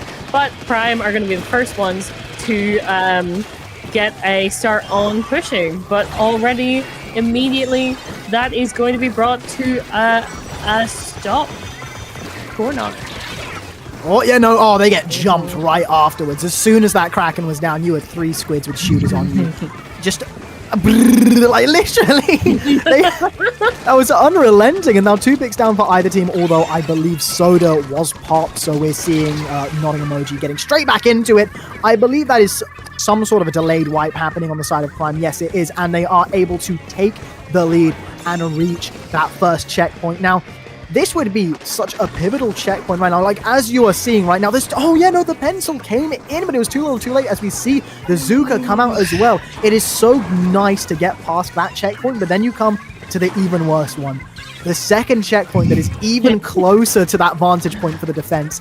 And we are seeing Prime is just completely pushing nodding emoji straight back into mid and trying to get them even further into their own spawn. Yes, indeed. But we can see Emoji getting back into this midpoint here and getting a very advantageous position. That is unfortunate. That was a delayed wipe on the side of Prime. They looked like they were getting some kind of footing there, but it just did not end up staying that way, at least not for very long, as here comes the Zuka to try and get some work done, but already taken out by that blaster. Even more specials were popped in that moment there. Now we're just seeing VV come around. Are they able to get one of the splats? They get one, but here's a Kraken for your troubles. And they are so close that they're about halfway to getting through that checkpoint, but there comes the Kraken to sour the mood. But even then, they are still staying on that checkpoint, and they get past checkpoint 2. And then here comes the Zuka, getting 1, getting 2. And are we going to be seeing even more come down as we're seeing, look at Toyoben up there with the splash. They get a trade, only the Snipe Riders up, they go down. That's a delayed wipe as they get past checkpoint 3. The Zuka comes out, both of them die on the tower, but it's too little too late. It ticks over. Oh, yeah, just too far. Oh, that's heartbreaking again. Oh, that was so close to just hanging on by a single thread. But no, that thread snapped as the game willed it that they got past that checkpoint and into the goal. Yes, indeed. Starting out very, very strong there from Emoji. Prime definitely had some very good pushes, but just they were not able to stop Emoji once they started. Like, they got that momentum going. Once they got through that second checkpoint, there just was no real, like, they slowed them down a little bit, but no stopping them. Certainly not. So that will set them up quite nicely going into the second game of the set on Splatzone's Mahi Mahi. Yeah, no, honestly, that was a really, really fun game to watch as well. Like, we saw both teams have their, like, foot on top at some moments. Like, you know, both of them were climbing up. And it just seemed that nodding emoji was able to climb up that little bit further and just go, no, stay down, Prime. No, I'm climbing higher than you. This is my rock wall. This is my rock wall. And they were just able to get to the end and just beat them down that tiny little bit more. And even at the end, like, that was such an unfortunate end. But you know what? That's got to be fueling Prime right now. That's just got to be keeping them like, okay, no, we had that at the end, actually. But the game said no. So now we're going to go in, we're going to go to zones, and we're going to just keep that there. And I think one thing that definitely lends themselves well in their comp is specifically how it's going to go with zones, because they've got so much more like ranged pressure that would just be able to like create a wall. Unless they go for, you know, not 4 shooters. Although I am seeing on their side, yep, they have all 4 of them have locked in on nodding emoji. We might just be seeing 4 shooters again, which would be really funny. Yes, I would imagine they're not going to change too much from this, especially with the mobility it can offer them to get immediately into prime spawn and cause havoc and chaos. So I'd expect to see all the 4 shooters coming right back for this second game of the set. Yep. Hello, shooters.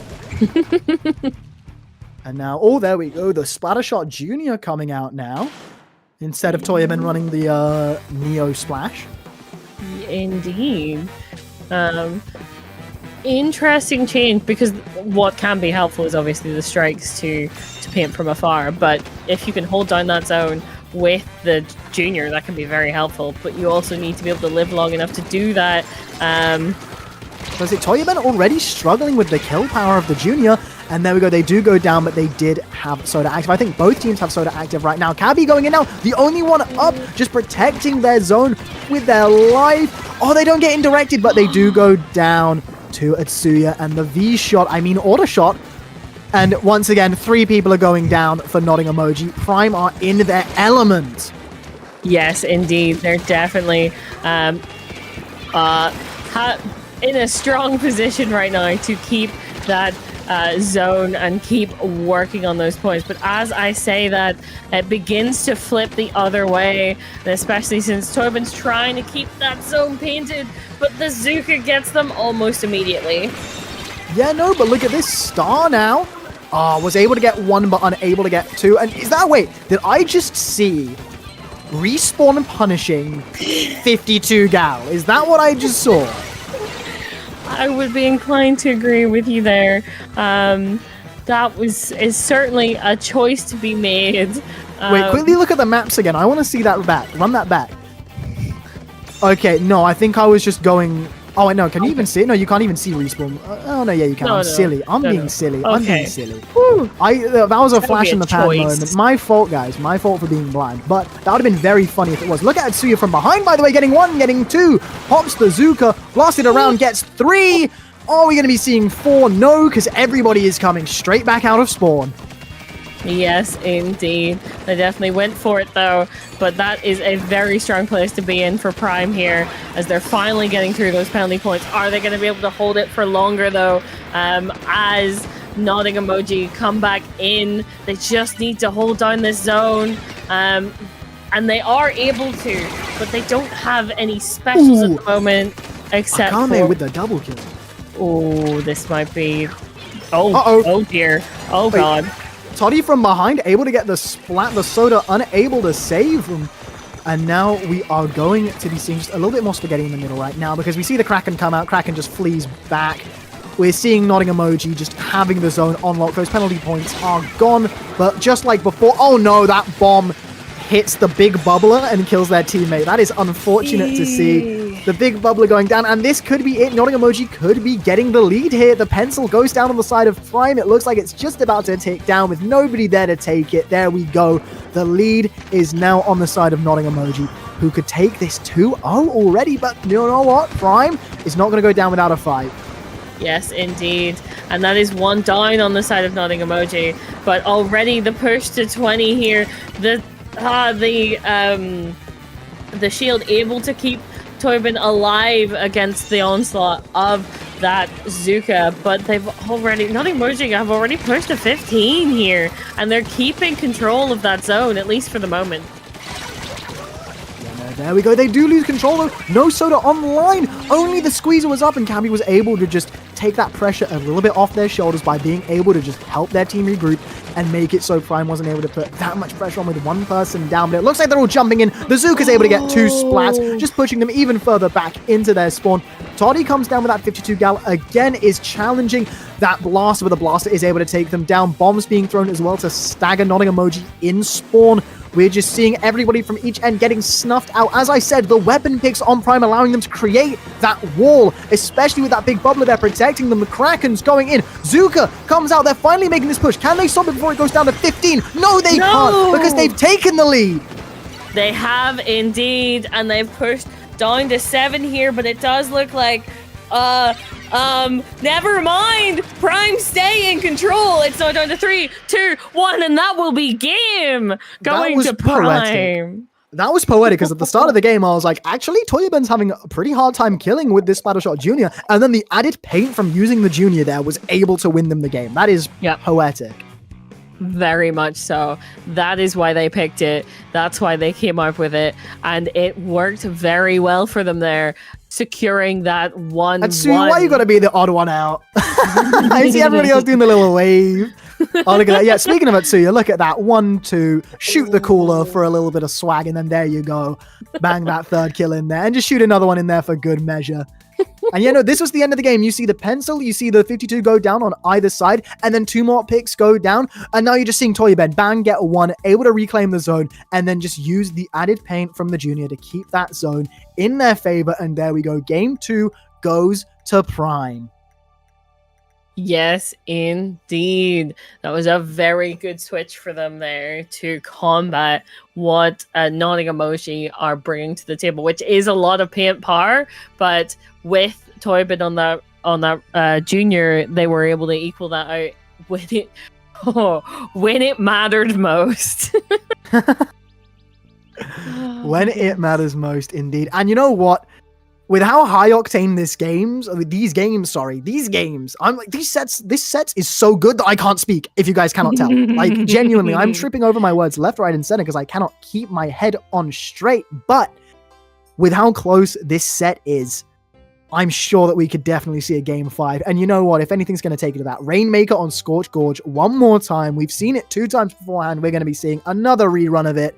And you know what? This map is so fun to watch every time, just because we keep seeing people just go, they beeline it right after they get that first checkpoint. Nobody's going on top of those grates. We know exactly where they're going to go. There's only one path. And like, we just keep seeing people test it that little bit more and more every time. And you know what? They're going straight back to their shooters over on Nottingham Emoji. And the same exact comp for Prime as well. Both of them have got their feet in the ground. They are comfortable. And now we're just going to be seeing them push into mid to see who can pop this Rainmaker first. Yes, indeed. They are also keeping that Junior for the added paint and possible shield in the right positioning.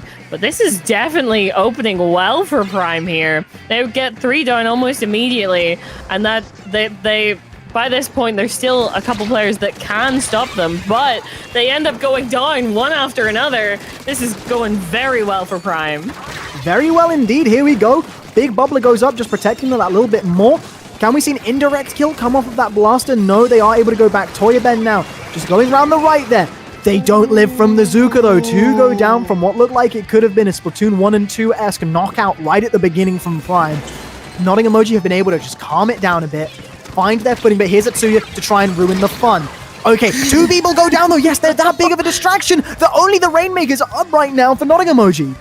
Yes, indeed. They do get the drop down below, and Toyben's just going to have to leave it to their teammates to get that Rainmaker, but never mind. They decide, you know what? We need to take this down and we need to get this moving while we have the advantage here. But as we're saying that, Toddy down here trying to get a pick, not able to before everyone's able to start trying to collapse on them. But as I say that, Toddy's still up here, still staying alive, causing problems and stalling and getting 2 kills. Oh my goodness. The unsplattable Toddy right now is just staying in that midpoint, able to get a pick with a few lucky shots. And now we're just seeing Nottingham Emoji going from what looked like a very, very disadvantageous position into having that Rainmaker again and maybe even getting the checkpoint. There we go. But they do lose the Rainmaker up there, though. Very nice shots coming out from Prime, but they are losing members one after another now, even maybe having a pseudo wipe in a second. They do get the checkpoint, but here comes the Kraken just trying to say, okay, let's just regroup a little bit. Cabby now, I thought they were going to jump off the map, but no, they are able to get that Rainmaker, and now just shooting up with that squeezer. Bang, gets 1. They have the Rainmaker. They're pushing in. Do we see them get the lead? Yes, we do. VVV running in. Can we see them get to 23 again like everyone else? No, they get to 22 instead! Oh!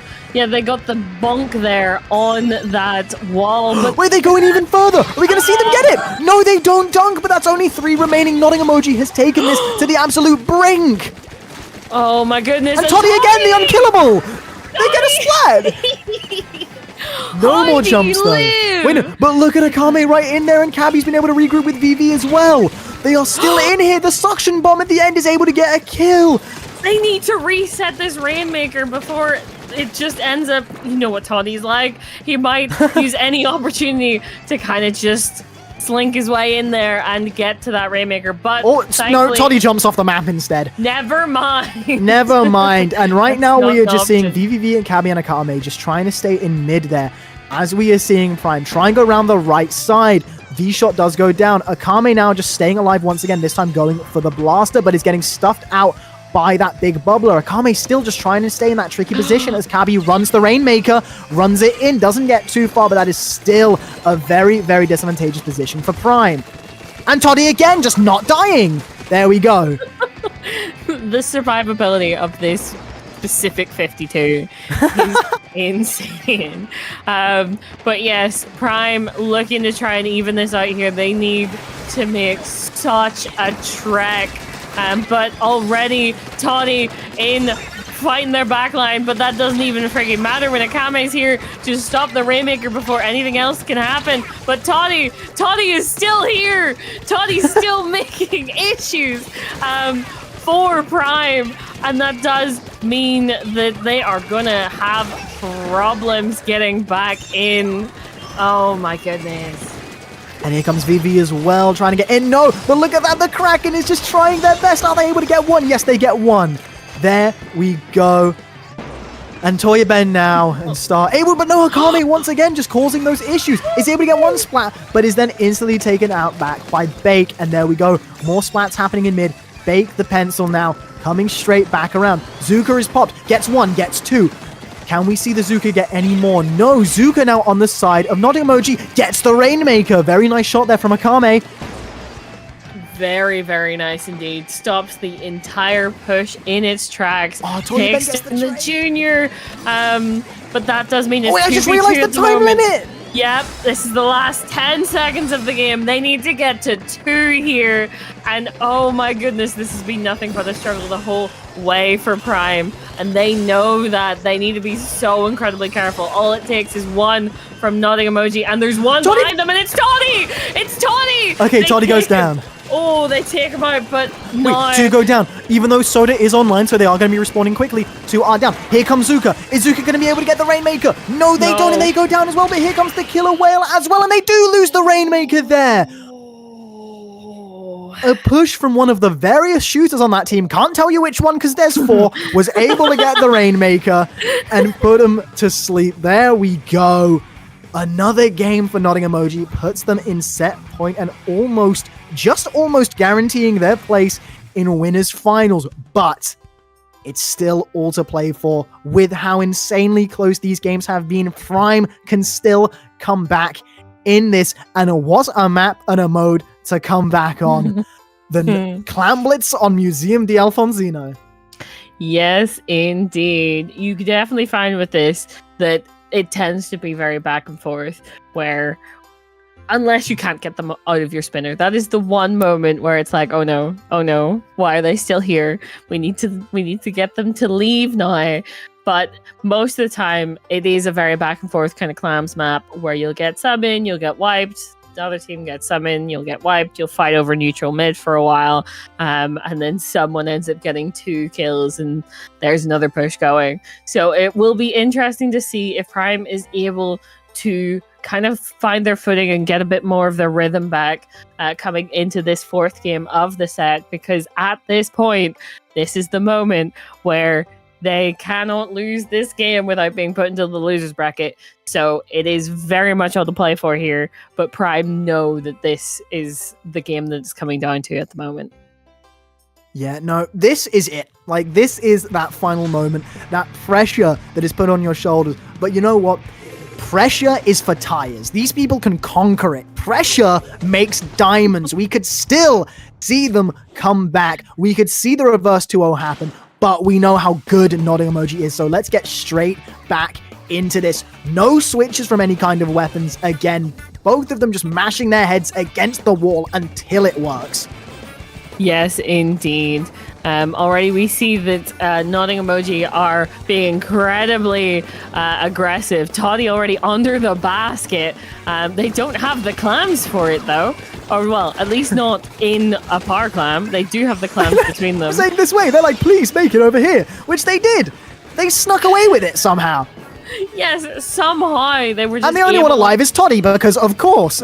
Of course Toddy's alive. If anyone's going to be alive on the and side Sue of is just Emoji. yelling, this way, he's over here. And then Toddy's able to jump out with a booyah.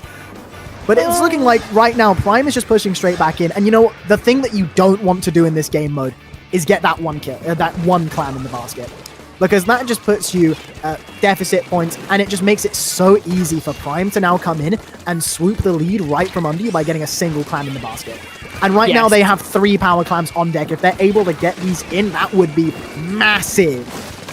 It would be indeed. But with the placement of that shield, it does mean that they were kind of just staggered in that position, not close enough to the basket to throw them, but too many power clams to deal with. And that does seem like that is just kind of not being the push that they were looking to make there. You know, all 3 of them, all 3 of those power clams just unfortunately going to waste. Oh no, and the Kraken going in, but no power clams were up at all. Akame now just trying to be a little bit of a nuisance in mid as Nodding Emoji are trying to regroup here, but they keep going down and down. We see it Stoda be put into mid as we're just trying to see enough clams be made. They've got 15 clams on their side, but they're just not coming together. But there we go. The power clam is made, is chucked up, but it might be too little, too late as we're not seeing it go into the basket. It's just chilling there at mid. It might even go away. They're not able to pick it up. They don't pick it up. And it seems like every member of Prime is just going down. One of them jumps out. That is so unfortunate. Toyben trying to stay alive and is able to get a splat just to be that little bit more of a nuisance and stagger Nodding Emoji. But Prime are so staggered in their own spawn right now, even with Izuka coming out, is able to get one. And right now it's looking like Nodding Emoji has their firm hands grasped onto the horns of this bull. Yes, indeed. Nodding Emoji do definitely need to get another approach here. It is not a lead that you would tend to win with at all, so they will want to become a little bit more safe with a better push. But as I'm saying that, chaos erupts, but it does not seem like it's in the favor of Nodding Emoji here, as they are not quite able to get this push going yet. But as I'm saying that, never only mind. the pencil's up. Only the pencil's up. And I believe they are able to get one, but Akame is there alongside the rest of the team. They dink it. Oh, okay, no, okay. That would have been the biggest whiff in history. There we go. The clam is still up, down to 35 points now from what was a skeleton lead, has now been made absolute as they go down to the 20s. A single power clam right now could take this game, but it seems like they've been pushed back to just enough to where Toddy, of course, is living. They get down to 11 as well. Somebody's able to throw in enough clams. Toddy just saying a bastion of hope for their team at this point. Akame gets one more clam in, resets it a little bit more, gets it down to 8. We're in the single digits. Prime now have so much of a mountain to climb. Yes, indeed. This is only going to be a struggle for them. Not an impossible one, but definitely a struggle. As we see the players going in, Toyben has their shield. Does not get the power clam in. I do believe missed the shot. Oh, did it land short, or was it blocked by something? Because that looked like on my screen that it was going to go in. Yeah. I would, if I was Toyben, I would be mad right now. That is very unfortunate. Also, it seems like almost no time has passed since this game has started, but we're into the last 40 seconds here. They do have that power clam sitting ready to give them overtime, but they also do need to get a push that'll actually work for them here. Toddy not staying alive this time, but that is 2v2 and the basket's open again. What? Yeah, no, they were just snuck up right into Prime's base. Here we go. Oh, those clams could have been the end of it. That could have been the end, but no. All they do is give them another power clam. So now that Prime can even mount an even bigger last overtime push. Now, all of these last overtime pushes that we've seen recently have not come to fruition, but I have a feeling that in this game right now we could see something special, as there are people down right now on the side of Nodding Emoji. We're seeing picks go down for either team. Akame rushing in, gets one, gets two. This could genuinely be it right now for Primus. Yeah. They get the wipeout, and I don't think that's going to be enough time for everyone to really rush in. They're just sitting in spawn right now. Okay, yeah, no, that game was just taken over by Nodding Emoji, and Nodding Emoji is able to take this set 3-1 in a very high octane, still very close set. GG's indeed to these players. They definitely had their moments there, but just were not able to get the push going in the way that Emoji just kept it up. They definitely kept that pressure on consistently through that game, and Prime just not quite able to make kind of a response to it that worked out for them, which is very, very unfortunate and does mean that they are down to the losers bracket. We may still see them later, but that is to be decided by what happens in that losers bracket run. But as we're saying that, it is important to note that this is the end of our block, which does mean you're going to be getting 2 new commentators on in just a moment. I do believe that is a Brave SSB and Hat. Yes. So what a comm duo, by the way. You guys are going to have some fun watching them. Hell yes. Yes, very much look forward to that. But just before we go, we should mention and kind of explain to you who we are. But yes, Mr. Slap, where can the good folks find you? So you can find my Twitter at m_r_slap. But you see that little Twitter right there on the screen. If any of you are interested in playing in a competitive Splatoon league, I'm running a UK. Each team can have up to 2 non-UK people. So if any of you guys are interested, please go to that link there and, try and find some English friends if you don't have any. Yes, there will be people looking to make teams. If you are interested, it is looking to be a hell of a league. So if you do want to pop in, have a look around, see what's going on, there is a Discord that you'll be able to find by going via that Twitter. But yes, absolutely. Check it out. I'm also going to be helping out with that, which is going to be a lot of fun. But yes, absolutely. This is looking like it's going to be real good. You don't want to miss out on that. And where can we find you, Zari? Well, you can find me at SPL Zarani on Twitter, as on the screen, or at Zarani on Twitch, where I play a lot of things. I do play some Not Splatoon. No, you don't play that. You don't play it at all. You've done like 1 stream in the past year. I will call at least 2. At least okay, at 2. least at least 2. Okay. But yes, and other things like FPSs, and I think last week we were doing competitive jigsawing. It was great fun.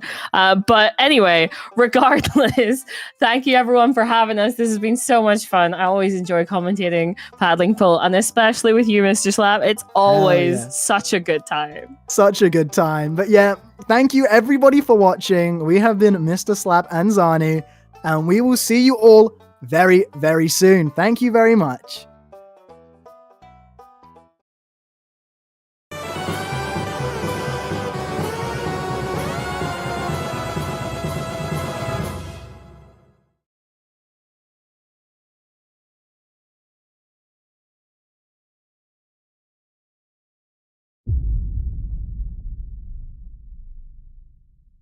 Sidelines just trying to get something done, but the really nice shot across the side angle will actually work. In fact, getting Beagle as well. Oh, that's Suka taking 2! That is huge. Very great shot by Ice because with the Booyah Bomb and a low ping pong and a 4-wide. This right here is my favorite thing ever in the history of forever.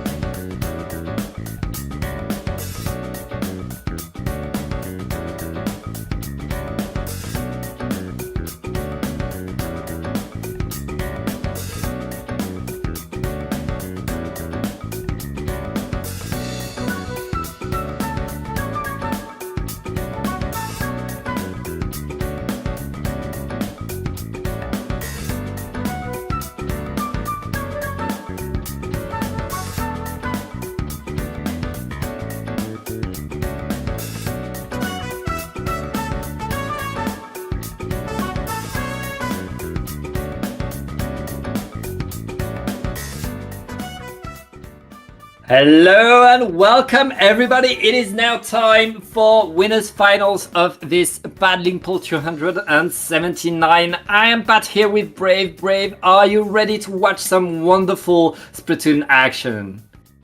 Yeah, absolutely. I'm really excited to see Kabi and Toby on the side of the Alpha team here. I'm really excited for this winners finals, best of 5. It's going to be great.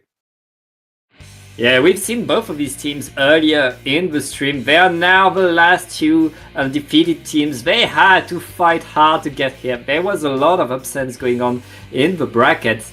But now it's just Taichi versus Nodding, I guess. Let's go with Nodding. And we're going to start with Tower Control onto Macro. Very much a classic. Let's see what these teams are bringing. And it looks like we have only... Ink Brush. Yeah, we have an ink brush on the side of Type Chi. That's some ink brush type Chi right there. Yep. Looks like we've got ink brush going right stack immediately. Going to unfortunately go down. Skirmishing in mid.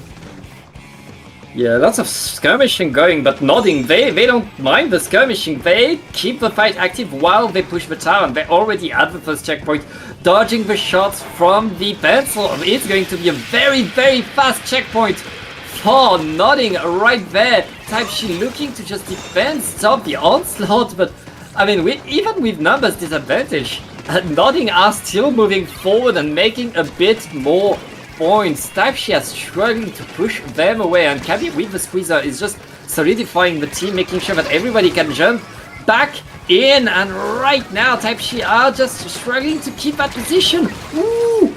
And with 3 down, finally Type Chi get the tower, and it's their turn to push forward. They get to breathe a little bit, and now with the cooler it's going to be their turn to advance a little push. Yes, and we see a fight happening in the left breakfast. One going to go down on Type Chi. 2 down for Type Chi as this shooter is going in, getting the kill on the jump as well.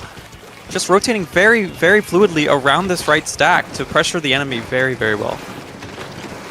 Yeah, lots incoming right there. Everybody dodging. But it looks like Type Chi still also on the defense and Nodding again on the touch, trying to inch it forward. They don't mind. They constantly have someone on the tower. They want to stay on it, and it looks like it's working for them. With 2 down onto Type Chi, they are getting to the second checkpoint. And now just 1 second away from getting it. They get past the checkpoint, and they're still pushing. With 2 players down, 3 players down, it looks like Type Chi are going to breathe a little bit. And finally again, Type Chi struggling but pushing, Nodding away. The tower moves back to mid. And I'm sure their voice call is very, very heated and intense, but you got 2 minutes down and you haven't quite even hit the first checkpoint. You've got still players going down left and right. How do you keep your composure in such... Ooh. In such a game state? They keep on jumping in, and they are getting shredded by Toady. Toady getting a triple. Yeah, incredible moves by Tony right there, and it looks like Type Chi are still defending. Nodding are not wasting a single opportunity, pushing the tower ever forward. And oh, they lost 1 player, they lost 2 players. It looks like Type Chi are able to at least punish a little better what Nodding is doing, and it looks like Type Chi are moving forward. Very nice direct by Shuko. That's going to be another push. But oh wait, no, never mind. Nodding are back in the fight and are getting splat after splat. It's just Shuko left standing, and ooh, what a double, Brave. Yeah, insane double direct coming out there to trade out live. Shoko did great there. Decided not to pop Kraken, going for the... And the teammates are going to end up getting the 2 as well. The teammates coming back from spawn on Type Chi. So this Ink Brush can get with the whale. No, the weapon does not quite do enough damage. I'm unsure if the shooter got to heal there, but is going to go in on the pencil. Oh! And get a quad. What a quad right there by the shot. That was incredible, and that means Nodding is back on the attack, back moving forward, and that no backline comp is just constantly pushing, constantly trying to get more fight, get the tower ahead. But right now, 3 players down, for Nodding. It looks like Type-Shi are going to get a little room to breathe again, but they need to wait for the tower to move forward and win the last minute breathe. There isn't that many opportunities left for Type-Shi to get back in the game. No, especially with they have specials online, but they are going down before they're getting to use them. They're 2 down once again. That shot is so dangerous.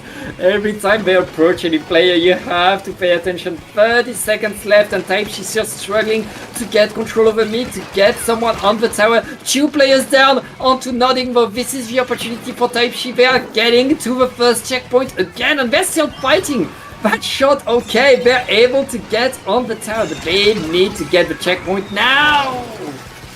And with the pencil down on the side of Type-Shi, I'm unsure if we're going to be able to see such a long, sustained push all the way to 24 from them. However, we have Blaster here on the tower, on this checkpoint, getting off to try and contest the squeezer, but they go 3 down.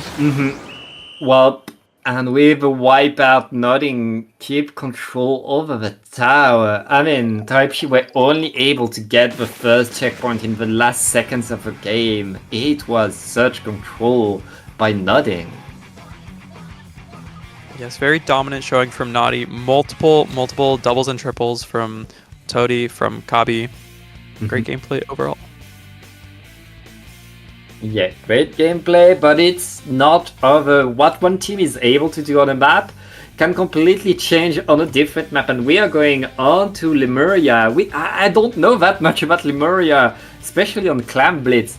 A lot could happen, but there's more open spaces, there's more opportunities for a comp with a backline that can to establish themselves, to have more space for them, and to keep the other team at bay. So this is a good opportunity for Type-Shi to get their head back in the game, especially since they're the ones that chose this map mode. Yes, it'll be a very chaotic and hectic game. So much will be happening on such the large map everywhere, all at once. There is of course the opportunity to get to the enemy's basket extremely fast, but many teams will opt for that, of course, bigger push, trying to make as many power clams as they can before trying to push in on this map. Yep, and here we go. Let's see what these teams are bringing, and not really a change on the size of Nodding. Meanwhile, we're bringing the same tools to do the same job. It's not going to be on the weapon, it's going to be on the players. And Type-Shi already, thanks to that extra range, they know that they can go right into mid, but they get punished very fast. Ooh, they're able to not... Oh, everybody's fighting for top mid right now, but it looks like Type-Shi is still on top. Yep, they had some 1-for-1 trades there. Of course, everyone's skirmishing the Ink Brush. First, the Ink Brush getting punished by... The mid lines are able to take top mid for Type-Shi. Yeah, and right now it looks like Type-Shi are really very much holding that control over mid and that player's advantage.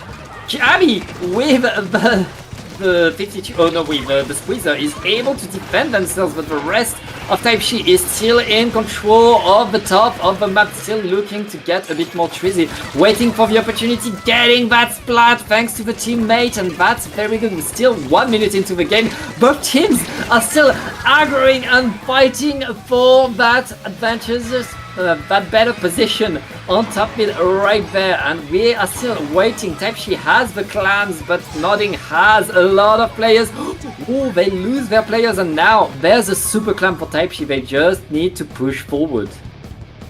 And they are going to be looking at that shot to charge the Zuka. They are 75% of the way there. So close to being able to have a really good special to push in with, get people scared. But it looks like on the side of Nodding, they get their Zuka out first. The Ink Brush does have a jump, and it looks like they are going to take that. But it's gonna get in. And that's an opening of a barrier, not much more though, but Super Clam is coming, and that's a 54 for Type-Shi. Trizy not able to follow up with more splats, but all of Type-Shi right there, getting so many clams in, so many points. That's a very nice opening push. There's 3 minutes left in this game. Now it's Nodding's turn to get something going, activating the cooler. They need to get top mid though, and Type-Shi is already ready to fight them there, and they're fighting very, very well for that dominating top mid. Yeah, Whale's going to end on the side of Type-Shi, and now Whale, Toady is going to be able to go in for a pity, perhaps, jump. It does look like they're going to jump in the pity and just kind of try go for picks, using the wall to save the teammate, and jumping in with a Zuka as well. 2 Zukas coming out.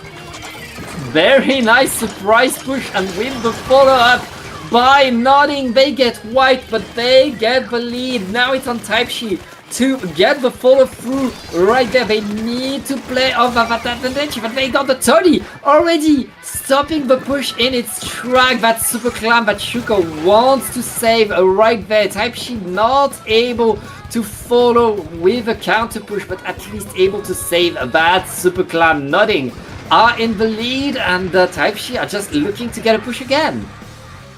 BB going to do a great jump to teammate there, was in a poor spot and is now able to back up, still able to be charging a cooler for the team.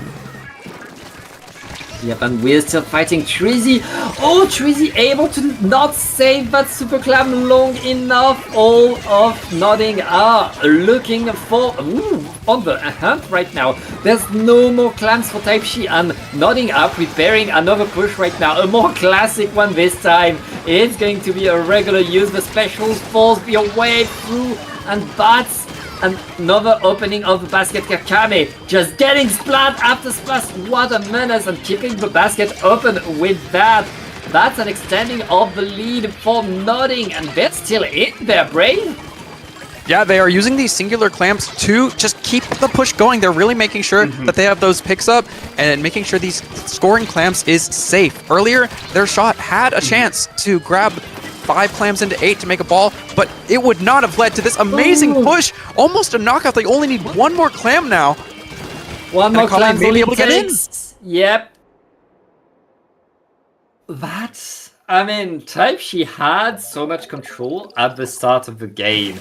They had that huge control over the map, but Nodding, once they were able to get that first big push, they were able to really stop the coordination that Type-Shi was showing.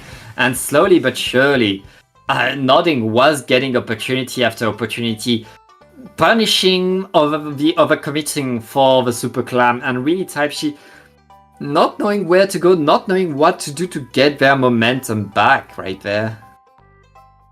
Yeah, Pat. They did get that amazing first push, able to push almost half the points completely off the board, but unable to hold it with the defense. Quite unfortunate. Just over time, having a whale on an ink brush, they got retook over time and time again. And we saw Toady being able to go behind. We saw the flanks coming out, and so many smart jumps from all of these players coming out that game. Yeah, Nodding is now 1 game away from a grand finals, and they look incredibly strong. Type-Shi able to make them bleed, but not able to beat them yet. They are learning though. They did much better in that game than they did in the first one. And if Type-Shi is learning, if Type-Shi is able to do something, this set is far from over, especially since now we are going on to zones on ship-shaped cargo company, where a pencil could be pretty good. There's wide open space, and I mean we're still going into more problems. All they have to do is go through these walls. But I mean, Nodding has been using both of their walls weapons so well. And oh, I just noticed they have double opening gambit. They don't know fear. They do not at all. Both Kabi and Toady going to be trying to get those early picks. And we also have the heavy edit splatling decision from Type-Shi rather than Pencil is going to be out here with a pretty early cooler at 15 seconds. But with Kabi going down and no one on Type-Shi, it's going to spell doom for the opening gambit.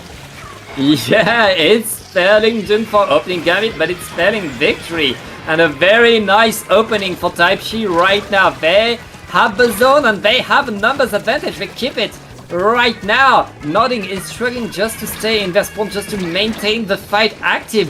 We are past the 60-point mark and Type-Shi are holding the zone incredibly strong right there. Nodding needs their special to push now. Yeah, and Kabi with the Zuka online, immediately going to get popped, but not quite getting the pick on the first two. And Zuka is now out, and everyone's trying to go in, but they are going to get stopped. And that is going to be 5 down because of the jump for Type-Shi. What a picks, and Type-Shi absolutely dominating this map mode right now. Nodding needs a way in. It's all Type-Shi, and Type-Shi just getting 100-0 in a dominating fashion. I get the gambit did not pay off. The gambit was not opening, not a great opening enough on the side of Nodding. And I mean, that's how you flip momentum. That's how you remind the other team that, yeah, we got to winners finals as well. We can beat you. We can fight you, and there's more to go. And now we are going on to the fourth mode. That is a Rainmaker on Hagglefish Market. That's one that was chosen by Type-Shi. And I mean, they have to be happy with themselves. They can use that momentum, and momentum can do a lot for your team, especially on Rainmaker. Yeah, and I'm curious if the backline will be choosing Heavy Edit or Pencil, as this is Rainmaker. It is sometimes difficult to pop as Pencil with your very poor object damage, but you have a great Sprinkler. I know a lot of Pencil players like to play Head It, and I'm interested to see what the Type-Shi backline decides to do here. Yeah, there's lots that could happen, and lots of options for Type-Shi, who've been learning how to counter Nodding. And as you said, like the Heavy Edit, it's been working. It's been working for them. Switching to it could do wonders. And again, if they're able to get a good opening, if they're able to punish the Gambit again, they could get in very fast. They could make a lot of points, but it's still match point for Nodding. Let's see what these teams are bringing. Nodding not changing their comp, we can expect that. And as you called, the Heavy Edit is coming back for Type-Shi. And we are sticking with double Gambit for Nodding. They are going to confidently say, no, this can work absolutely. We are going to go for an early pop and try to get our specials, try to get these early picks. The Heavy Edit is going to shut down the Gal, however. Toady not going to get any picks there. Yeah, it's going to be pretty nice. We're still fighting for mid. It looks like teams are staying around mid, trying to stay in the fight. And the pick on the Heavy Edit is going to be pretty big for Nodding right now. They are trying to move in, trying to move forward, but they have two players down. They need to pay attention. And Type-Shi able to keep the fight in mid. We are staying for that fight. Nobody wants to grab the right. Oh, Tagging on the side of Toady on the right flank. Again, the little Heated, trying to get these, and going behind them as well. Toady taking an early Heavy advantage. Yeah, that's an early checkpoint for Nodding, and it looks like Type-Shi are not able to deny the pop. Nodding looking to get the jump, to get in there, able to get to the 32-point mark. That is pretty big. They were not able to get the landing though. So that's another popping, but that's going to be the end of that push for Nodding. Type-Shi, I mean, they were able to limit the damage, but now they need a big push of their own. Kabi's just been slowly but surely backing, has the Suzuka now, but unfortunately teammates on Nodding's side have been going down left and right these past seconds, and that is going to be another down for Kabi. This is such great advantage for Type-Shi. Let's see. The Inkbrush is able to pick up one on the Kraken team. Oh, and Mako able to get the checkpoint in the nick of time.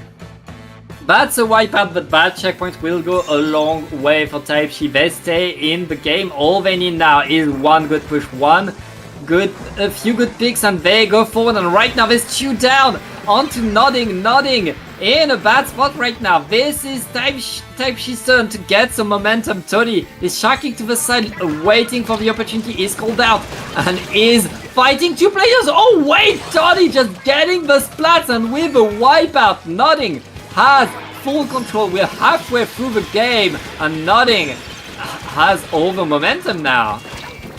And that whale is going to assist too. And with that, only the heavy edit going to be alive. More points on the board for Nodding. All the way to 5 from 32. Very, very devastating. There is no more potential for like any cheesy victory here. We need to see a very, very solid and strong push coming out from Type Shi. Yeah, this is do or die for Tapshi. Every splats matter, and that's a very nice pick by Shuko right there.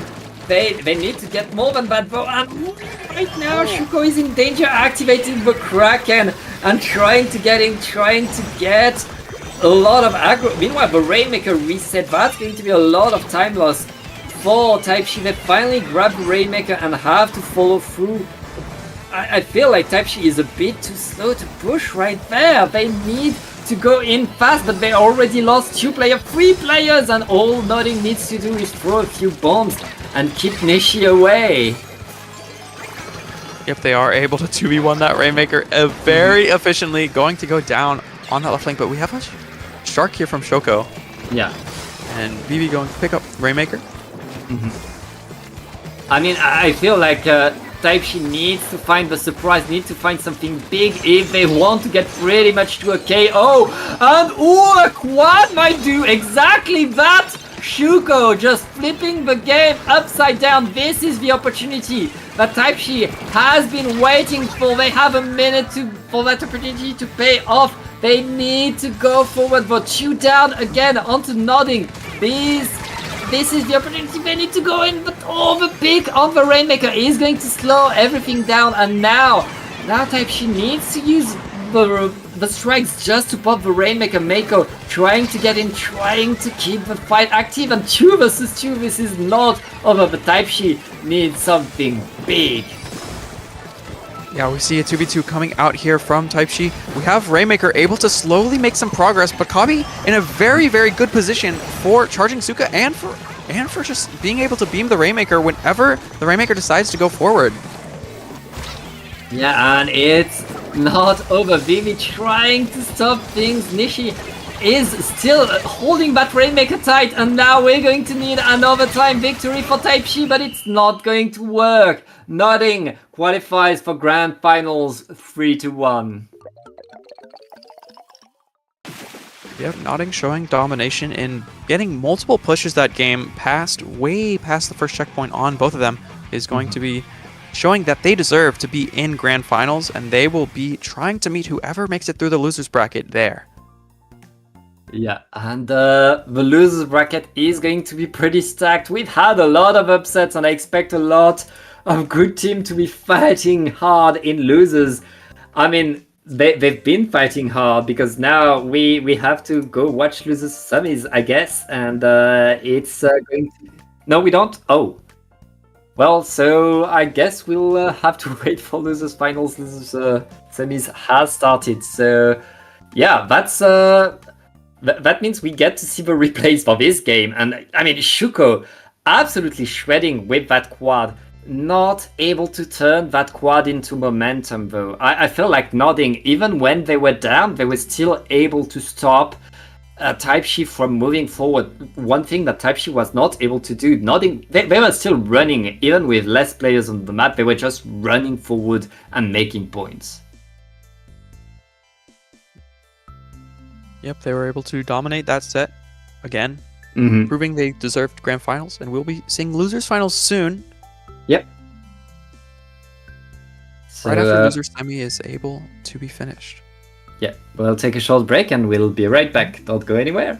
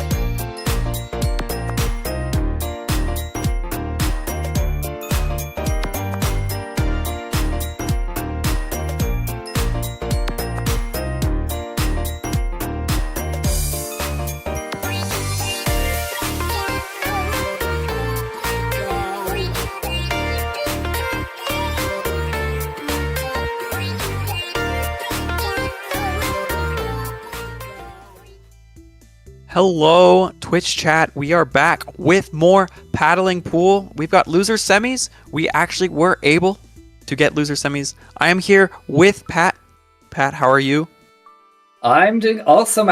I'm glad we get to watch loser semis. That's more Splatoon action for you. And we're going to start on a funny one. It's going to be Splat Zones on Humpback Pump Track. But at first, we forgot to talk about the teams. Just put my fries in the bag, bro. Versus what I can only say is Gravity, I guess. Yep, we've got Gravity on the left. We have lots of very notable players on the right side in this first seed, Fries. And we'll see how they tackle each other on Humpback Pump Trap. We have a lot of slopes, and we have a pencil pick here. Yeah, pencil on this map is always a weird one, I feel like, because, it's not the best map for chargers, but, it's still a pencil. If you can make it work, you can make it work. And right now it looks like it's working for the Fries. They have all the numbers advantage, and they have the zone. That's a very good hold for them. They're going to try to throw the 52 guard to the street. It's not going to work, though. The fight is not going their way. It looks like Gravity are going to have a pushback, especially now that they have the screen deployed. And they're going to have Fries taking back the zone despite the screen. And the cap is going to come through on the side of Gravity. They're going to get that penalty. And with jumps in and Kraken, they're looking to put pressure on Fries, but they go 2 down, and the Kraken is going to get punished. Only a Galdeco, seemingly behind, is going to be pressuring right now. Yep, and right now it looks like there's lots of fights happening. Zen is getting in there with that Octobrush, getting a lot of paint. And right now, is that Gravity Street? It's all green, and all of the Fries are in there looking to maintain the lock onto the spawn. It is so rough right now. The Kraken is pushing them away, but the fight is happening so far from the zone. It's going to be tough for Gravity to get the zone back off of that. Yeah, the Fries are looking extremely fresh right now. They're having all the way down to 8 versus 88, and they have Pencil still up, not able to quite paint the zone over Gravity, though. And Gravity are going to go in and take off that last front line, getting their first solid advantage state of the game. Yep, and right now we see the Kraken trying to get the brush, able to get it, but that's only going to be a trade. All of the Fries are back on the attack, and with the Tacticular, they're looking to get that zone back. Gravity was able to apply penalty at least, but right now the fight is still going. When did they split the zone right there? Okay, trades are still happening left and right around the zone. Gravity are still in the fight, but the zone is green. Yep, not quite all the players of Fries were able to grab that cooler, so they may be back slightly slower, slightly less special for this retake. And with the Gallon range blaster still down, and now the brush as well, we only have a pencil painting for cooler on the side of Gravity. Yeah, Gravity just establishing themselves, trying to keep themselves around the zone. They're able to keep the zone a little bit longer, extend their score. They're past the 50 points mark, but it looks like the Fries are back on the attack. They want to paint that zone, and with the Tacticular coming, it's not enough. And that Kraken is going to get the brush. It's two down onto the Fries right now. Gravity are getting their comeback. All they need to do is hold the zone a bit longer. Fries need a big push, and they need it now if they want to deny the victory. Range getting that pretty important pick there, as they might be able to just barely cap. They neutralized for a little bit, but fights are going on, and they were able to still have a chance in this game. Fries with the huge neutralize and the huge cap there, going to take out all of Gravity. Just looking for this last Gal player. Just getting that flip of the zone in the last tick. This is do or die now for Fries. They need a KO, and they have 1 minute to get in. I mean, the Gravity, all they need to do right now is apply penalty, but they need to do it now because there's almost not left. Yes, they're able to do it. They're able to keep themselves there, and the Fries need to move back as the Kraken is deployed. Gravity staying on top, staying in the game. This is going so back and forth right now. And with the screen deployed, it looks like Gravity are holding incredibly strong. Fries, they don't know what to do right now. Yep, they keep on trading out, but Gravity going to be on the losing side of this team fight. The wall slightly messing up the range. The range is aimed there, but they are going to have wave breakers still for this potential overtime push. Zipcaster is gonna go in and gonna get one. Trades another out. That is going to be huge for Fries. Yeah, Fries about to need an overtime victory, but there's nobody from Gravity to get in. X Battle trying to get in with the Gal, but gets sniped, and right now it's just a painting game that the Fries are going to win 100 points to 99, and that's an overtime KO for put my Fries in the bag, bro. It was such a huge and clutch Octobrush Zipcaster there, being able to be so far above the Tri-Slosher, not able to range even to hit the Zipcaster in the first place, and then also able to trade out another player. Very huge on the side of Fries for a clutch overtime comeback. Yeah, and I mean, we're still deep in losers bracket. That means it's a best of 3. That game that was so close was also so important, because now just put my Fries, they only need to win one more game as we are going on to tower control on Hagglefish Market. Yep, the set is now do or die here for Gravity. They are going to need to think what they want to do in order to try and take this game against the first seed of the tournament. They had it so close on Humpback. They were just missing a little piece there, maybe a little bit of being able to get picks. And so we'll see if they change anything up for Hagglefish Tower.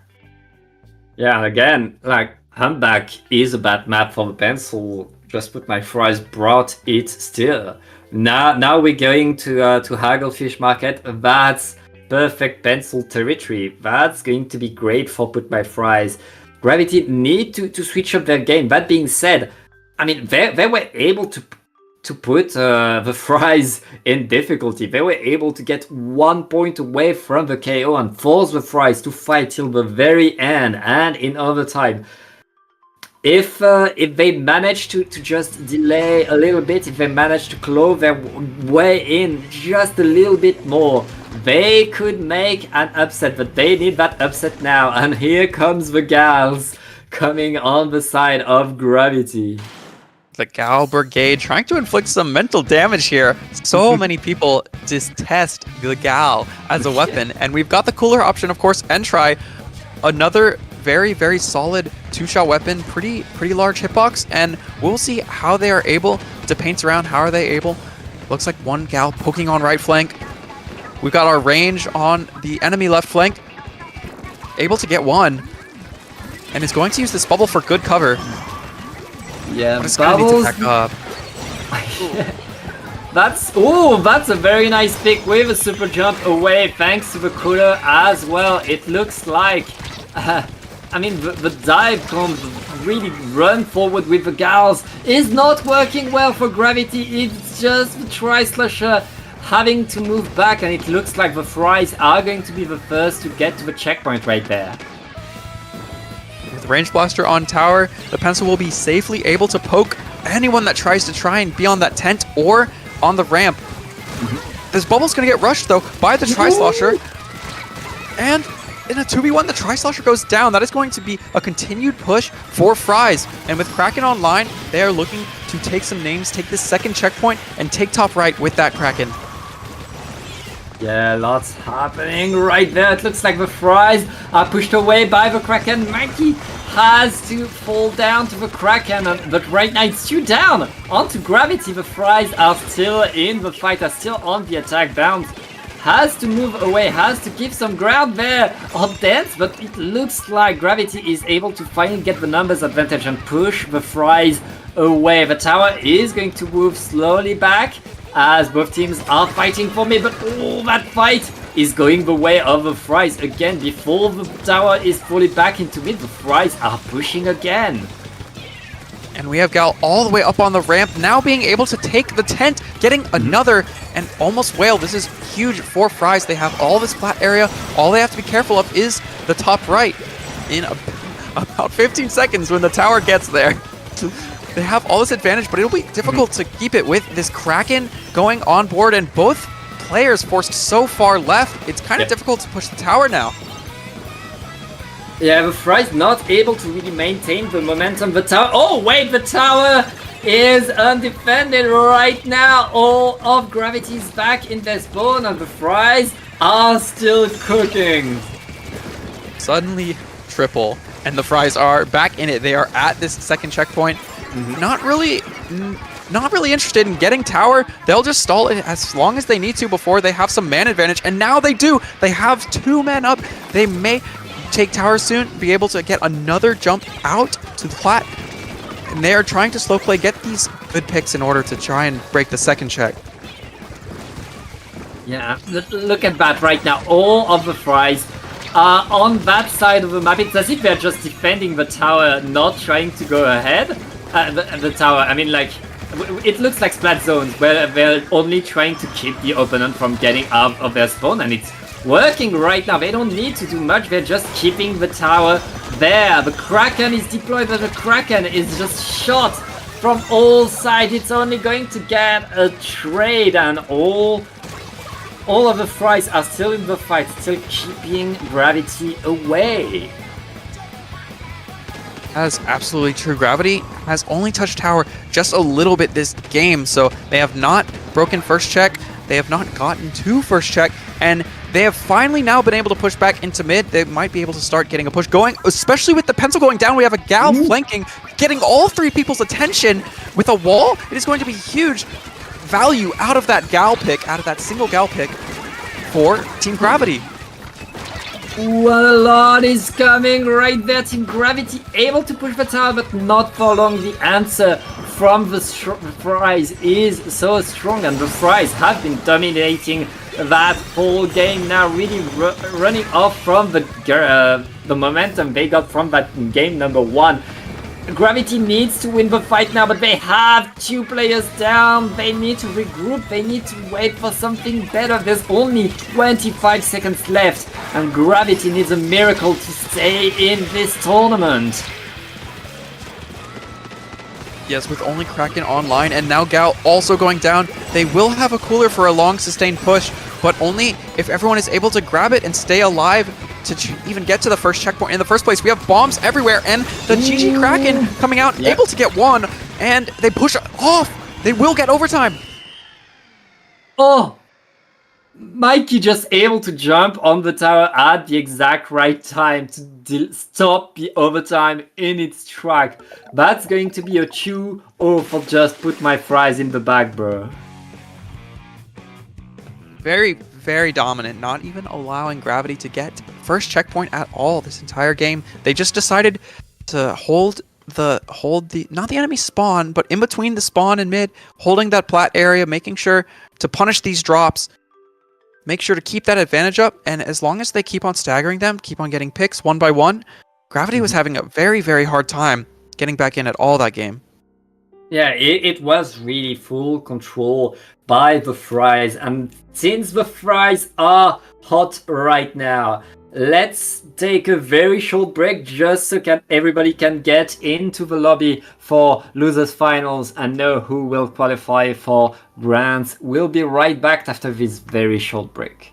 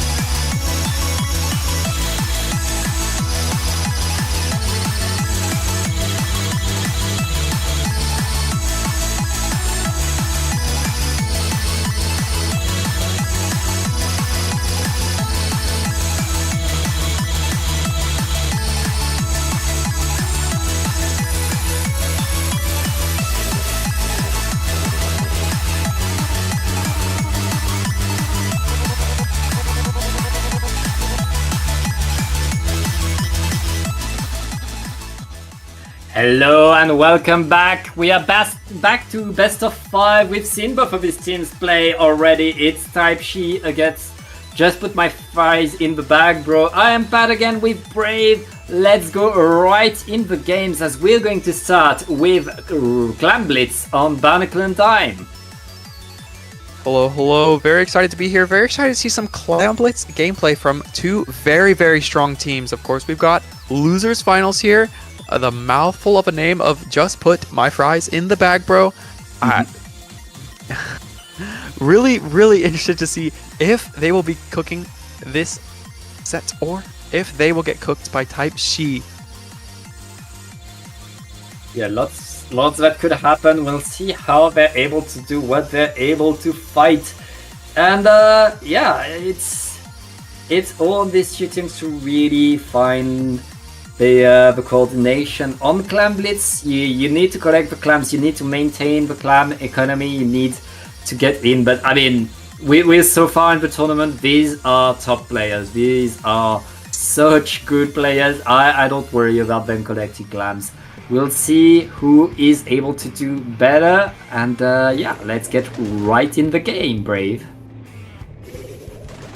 Yep, we've got a wiper pick from the side of Type She.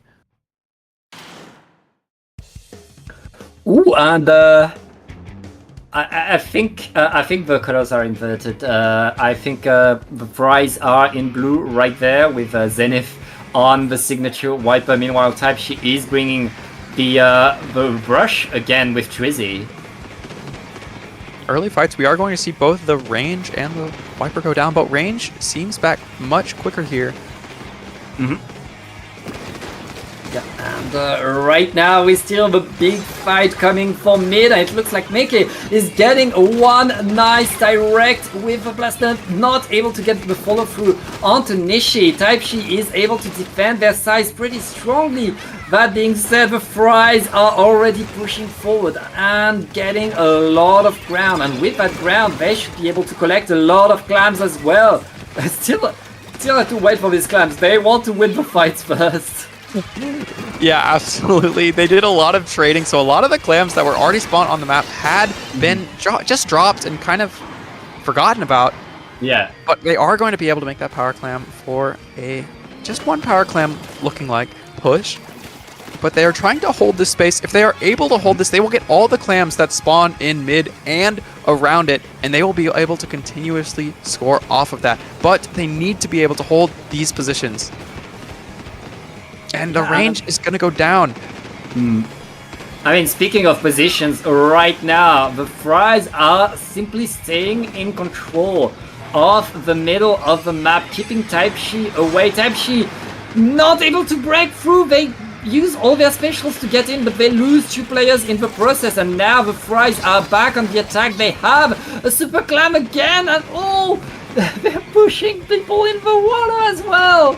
We are seeing both teams going in for swims, making us contemplate, are we watching Losers Finals right now, or are we watching something else? But no, wipeout on the side of fries. They are going to be able to get another score in, and with Zenith in here with the hammer, many, many more clams to come. Yep. Many more clams and many more splats. That hammer is finding one, and ooh, that's down to 38 right now for the fries in the bag. And the fries are not the only thing going in, the clams are going in as well. We are at just one clam away. All we need is one more clam, but a wipeout is going to save Type She. Type She needs to use that wipeout to their advantage. They need to paint fast and go forward. Zenith is already respawning, going into that fight, gets punished. And that means Type She gets control over mid. Type She is alive. They only need a KO, pretty much. Gal pressuring from the left flank. The pencil calling for help this way, alerting the teammates. Did a great job of getting that Gal to very, very quickly be snuffed out on that left flank there. And they are going to have a pretty solid push here with the strikes and yet another pick. 3 are down, and it's just the pencil. Lots incoming, and that's 2 super clams for Type She. Usually that'd be huge, but if that's all they get, the fries are pretty happy with that. I mean, they have points to spare. And now we're back to that fight for mid. We're back to the drawing board. A minute and a half left. All the Fries need to do is deny another push. But they lose 2 players right now. Mikey is punished, and it looks like Tapshi are not done yet. They are still in that fight, trying to get that control over the mid, that control over the clans. Yeah, there are just so many fights happening on both sides on this entire map. There aren't even breaths of seconds to take the clams. There are so many clams spawning around, but they do not want to reveal their location. They would prefer to keep on going for these picks and then being able to pick up the clams later. You see, now that Type Shi is finally able to get some advantage, they have the power clam. They are trying to get rid of this ranged blaster player underneath the snipe before scoring, because they need a very, very large push here to be able to take the lead. The fights are coming in strong right there. The basket is going to be reopened by Type Shi. Type Shi, they want some more, but they don't have enough players to push in the basket to put more clams in. That's going to be a free super clam for the prize, unless Nishi is able to keep the basket open. But with 2 players down, that's going to be the end of that push. And Type Shi really wants to keep their control, but with 3 players down right now, the Fries are back in attack mode.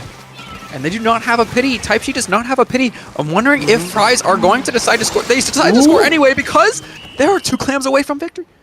Yep, and that's going to be it. I didn't even hear the clam score there at the end. They came so fast. They came in so fast, and that's okay. Oh, wait. Oh, no. That's why I didn't hear the clam score, because they did knockout. They didn't KO, the time happened. I just didn't pay attention to the clock, so much was happening. Yeah, they were going so fast.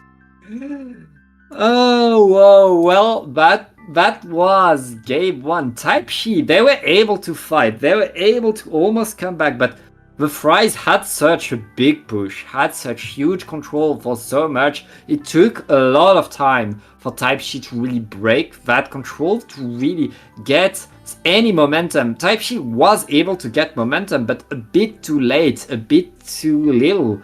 And now they're 1 game behind, but at least they learned what Just My Fries were doing. So now they know what to do to counter it. And on a map like Manta Maria, very curious to see if we will see heavy edits coming out. Splatlings being extremely popular on this map, favored over Chargers. We're going to see a variety of weapons are allowed to be picked here that no longer get bullied by those Chargers being picked. Yeah, what I expect to see coming back is that blaster on the side of the Fries. I mean, on this map with all the ledges and of course the tower, you have so many good opportunities for a good blaster to deal a lot of damage. But as you said, that's a good map for the Splatlings in general. So this could be a good time to switch to the Splatling, yeah. We'll see which team has their backline player have that pocket Splatling, or if anyone else has a Splatling and would like to bring it out, we can perhaps have some pencil flexing to frontline or midline. But regardless, we'll be getting into this match extremely shortly here, as here we are. Yep, and here comes, we are just 1-0 for the Fries, and Zenith is bringing a carbon roller to the table. A carbon and a junior to paint for that carbon. That's a dangerous combination right there. Meanwhile, Type Shi are bringing a blaster of their own, and as you called it, a heavy edit is coming to provide the tacticalers. And I'm really interested to see these huge bubbles because, well, that's a really small bubble. But the junior has a very favorable matchup once bubble is up against all of these weapons. Against all of them, they all have such slow fire rates, such slow kill times. Other than the heavy edit, of course, that bubble will be shredded. It's very, very slowly this match. Yeah, beware of the junior, beware of the bubble right there, and beware of the Fries with another bubble, getting already to the second checkpoint, preparing their push. Zenith with the carbon is just running in, getting 1 pick, looking to get a second one with the bazooka, is not able to find it, is completely punished, and now... Blaster 1v1! Oh, come on! walking around. Oh! There's Squid bang! And Mikey And that's comes out how on it top. goes. Yeah, but meanwhile, the rest of the Fries were pushing forward, we're getting more and more, and we're now at the final checkpoint. Finally, Type-Shi are able to defend. Maybe the Zenith is back on the attack wave. The Carbon is punished. It's not over, but the final checkpoint is broken by the Fries. The Fries are on fire right now, and Type-Shi are just desperate to just keep that tower from moving forward.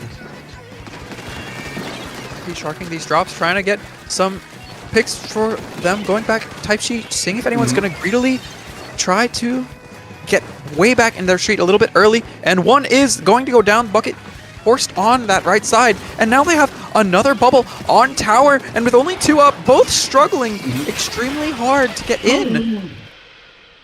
That is going to be game 2 for Fries. I mean, these Fries just came in fast and destroyed everything. That push didn't stop. The game was just a single push that did not stop. The Fries had the control, and even when they were numbers behind, they didn't care. They just waited a little bit, regrouped, and kept the push going. Type-Shi didn't see past the middle of the map. And even they were happy to reach the middle of the map at the really start of the game. The Fries completely controlling that game. And now they're up 2-0, looking to get into grand finals. Type-Shi needs something big going into zones now. And we are going back to Pencil territory.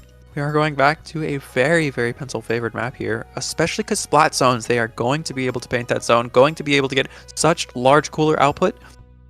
I'm wondering if Nishi is going to go ahead and put that heavy edit Splatling on the sideline. I mean, this is such a good map for Pencil. Pencil has the perfect range to cover the whole zone, plus there's an ideal sprinkler spot, and you have to use that sprinkler spot. It just works. You put your sprinkler and nobody but the other Pencil can get it off. So I mean, Pencil is just perfect for this map, I feel. Yep, for sure. Just got to make sure that you're wary of those potential flanks. If anyone's taking the underpass, could potentially get a jump on the Pencil if they are unaware. Yeah, but here we go. It looks like a splash is going to come on the side of the Fries, and as well as a Tetra Doolies. Doubles. We both bad. Squelchers! Julie Squelchers are coming. That's how surprised we are. We're not used to see the Squelchers coming in there, and that's an opening capture for Type-Shi. You there, Brave? Yeah, absolutely. I'm watching this range blaster go in on these Tacticooler. Oh wait, I didn't see the Tetris. I'm the one who's blind. I was just thinking about the Tetris. I was just watching the Tetris go in and be the skirmisher here, allowing this range blaster to locate, all right, where are these opponents? I need to AoE them. And then being able to get so many picks off of that is huge value, even though Tetris isn't able to necessarily get picks itself. Yep, and we're still getting the fight for mid right there. The Fries have to contend with the strengths that are going to be able to capture the zone. All of Type-Shi are pushing forward. They have the numbers, they have the control. This is the opportunity Type-Shi has been waiting for, and what a bomb to get the super jump in. Type-Shi stays in control. They're gonna get the lead off of that unless the Strikes has something to say about it. What just enough perfect lingering strikes. pains. Absolutely, on that zone to get the cap wasn't even just a neutralize, but giving penalty and being able to really stop them from getting an immediate lead. And again. Yeah, and now the Fries are back in control. Now the Fries just corrected course and are looking to keep Type-Shi away. Type-Shi though They're not done. Treasy trying to get in. The well is activated and the fight is going on, but nobody's able to really get onto the zone right now. 2 down onto Type She, 3 down. It's just the pencil, and the fries are looking to keep that control going. Yeah, the points are ticking down, and there are really not many specials left on the side of Fries. They are going to need to really be careful against these strikes, be careful against this incoming whale as well from the Ink Brush. The strikes able to apply penalty, but we're still fighting for the zone right there. It looks like Pepsi are able to go forward, but they get punished by the pencil right there. It is not over, and all of the Fries are still looking at that zone there. Now, I mean, both teams are going to wait for the special. That being said, the strikes are coming in again. It's just strike after strike. The zone is flipping left and right by both teams. Range is going to get that pick on that custom dually squelchers, or rather the vanilla dually squelchers, and then go down to Pencil. I thought I just saw a disconnect, but it was not. We have Type Sheet getting in control, and a very solid one this time. Not just some zones penalty, but they are going to have a 2v2 on their hands. Favorable for them as they have zone. They get one. Not punishing the jump quite enough. And what a brief slider right there by Zenith. That's a wipeout, a huge wipeout by the Fries. And I mean, there's not that much penalty left right there. Type Sheet, they have to make that one next push work. Yeah, and Zenith, I saw Zenith kind of staggering there after getting the triple, wondering if that was indeed a clip that we will be seeing later today. But we have the Ink Brush seen on bottom left by the splash, not really able to do that much distraction, but is able to go in and get the pick on that Neo Splash, going to provide the team Type She the chance to get the recap here. Yep. Yeah, Type She needs to hold, needs to be strong, and with 2 picks right there, Type She, it's looking like they're going to keep going. They just need to hold the zone. 1 minute left in this game, but they don't have any penalty left. And all they need to do is delay. If they're able to deny the strike, but no, the strikes are enough to flip the zone. Again, the strikes have been so key this whole game for both teams right there. And I mean, Type She are still in control. All they need to do is get some more paint on the zone. And we are finally going to see a strikes not cap and give penalty, just neutralize, which is going to be favorable for Type She as the Tetra Dualies goes down. Unfortunately, then the Ink Brush also going to get, with the range and Neo Splash, able to hold down the 4. Great combination between those 2 players in order to get this retake. Yeah, it's going to be a very, very big penalty applied by the Fries right now with just a few seconds left. That's going to be game number 3 for Just Put My Fries in the Bag, bro. But Type She, they were close. They were fighting till the very last second. Yes, and they still had close enough games. Great matches here. Loved seeing this losers finals. Yep, and that means Just Put My Fries in the Bag, bro, are going to get to grand finals and fight the seed number 2 Nodding. They will need a bracket reset if they want to win this, but they've been shredding that losers bracket right there. 2-0 and 3-0 in the last 2 games. They've just been better and better, and now that they're hot, let's see how they do in grand finals right after this break.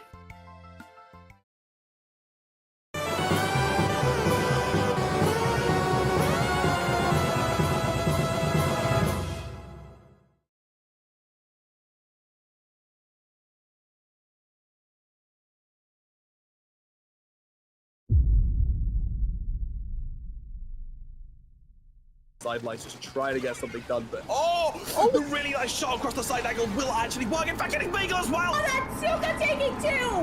Oh, the carbon having something to say about it. That is huge.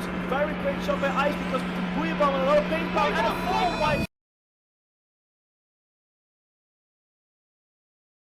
This right here is my favorite thing ever in the history of forever.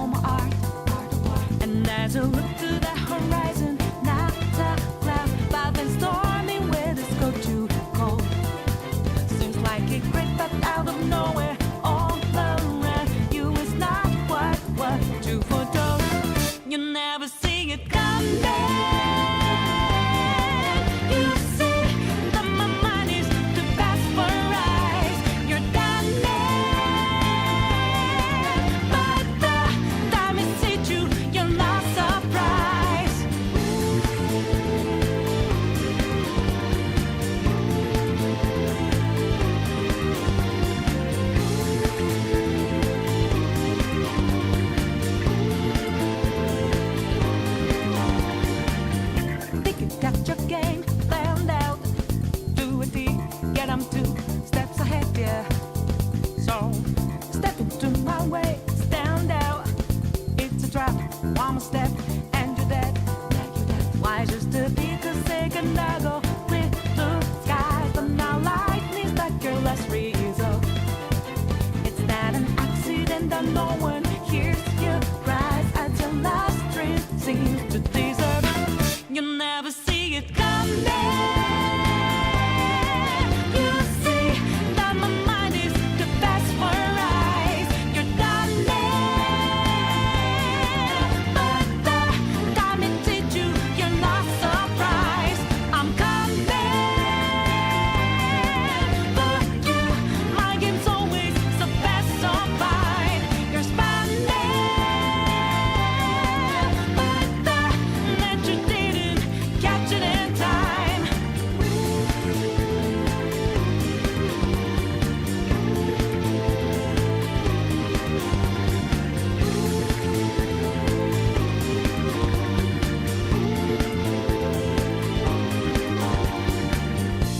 Better think about your game. Are you sure your next move's the right one for you? Are you sure you won't get outmaneuvered again, my friend? You never see it coming. You see that my mind is the best for eyes. You're done but the time it hit you, you're not surprised. I'm coming for you. My game's always the best of mine. You're spanning, but the net you didn't catch it in time.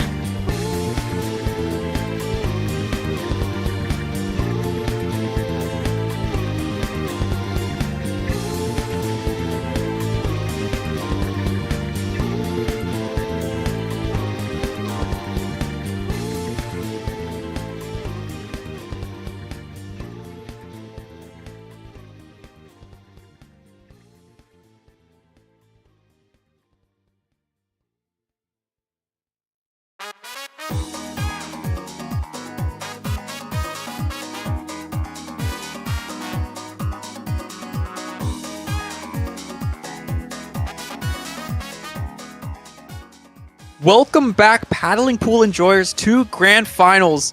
I am Brave. I've got Pat here for Nodding versus Just Put My Fries in the Bag, bro. Pat, how are you feeling about this set? I am so excited to see these two teams go at each other, fight each other till the bitter end. Nodding coming from winner's side, completely undefeated. Just put my fries in the bag, bro. They had a hiccup. They were sent to losers bracket. They rained their terror onto losers bracket, and now only 5 games, all 10 are separating these two teams from the Paddling Pool Championship. And we'll see how they're able to do. We'll start with Splat Zones on Mahi Mahi, very much a classic of high-level Splatoon.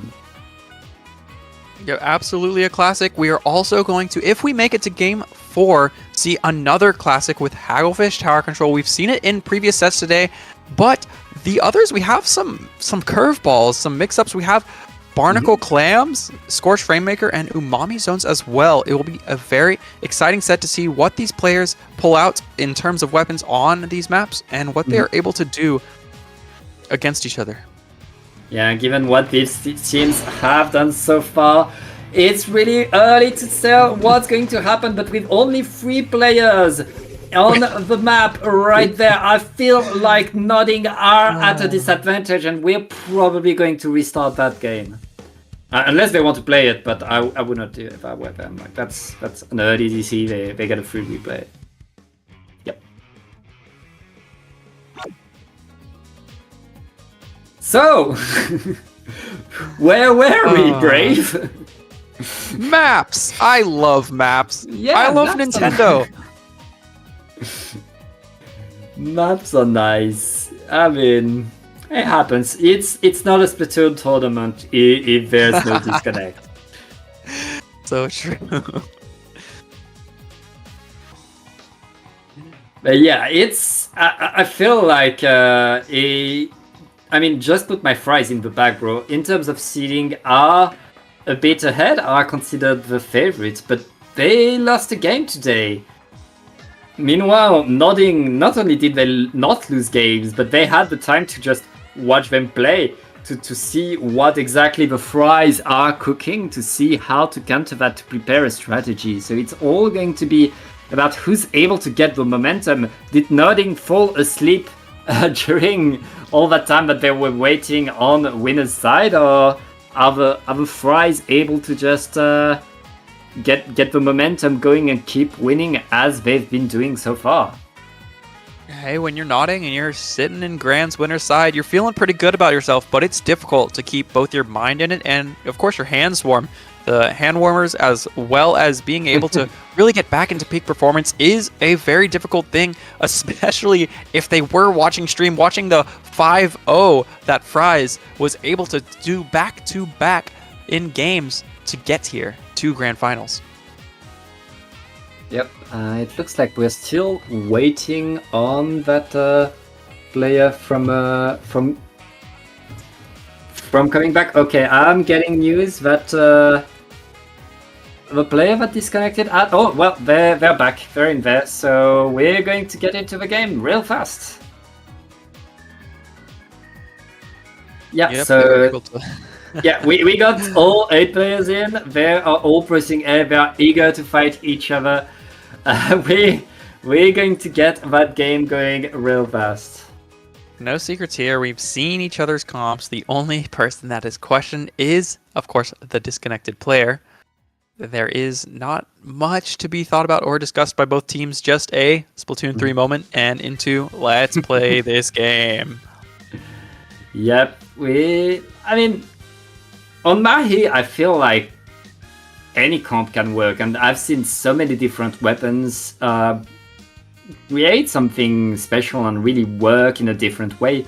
Like the way the map is organized, there's something for every kind of weapon. There are ledges, there are open spaces, there's cover, and there's a game right now. I count 8 splash tags, and let's see how these teams are doing.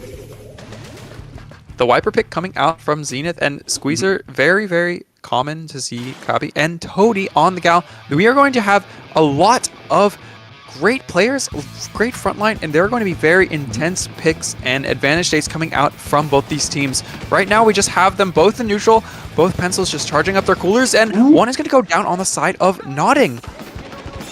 Yeah, and pay attention because both of these guys on each side have opening gambits, so these guys want to get into the fight as fast as they can. Right now it looks like it's working for the Fries pretty well. Zenith just getting in there with the Wiper, able to just get things going, and it looks like the Fries are holding the zone pretty strong. Chew down onto Nodding right now.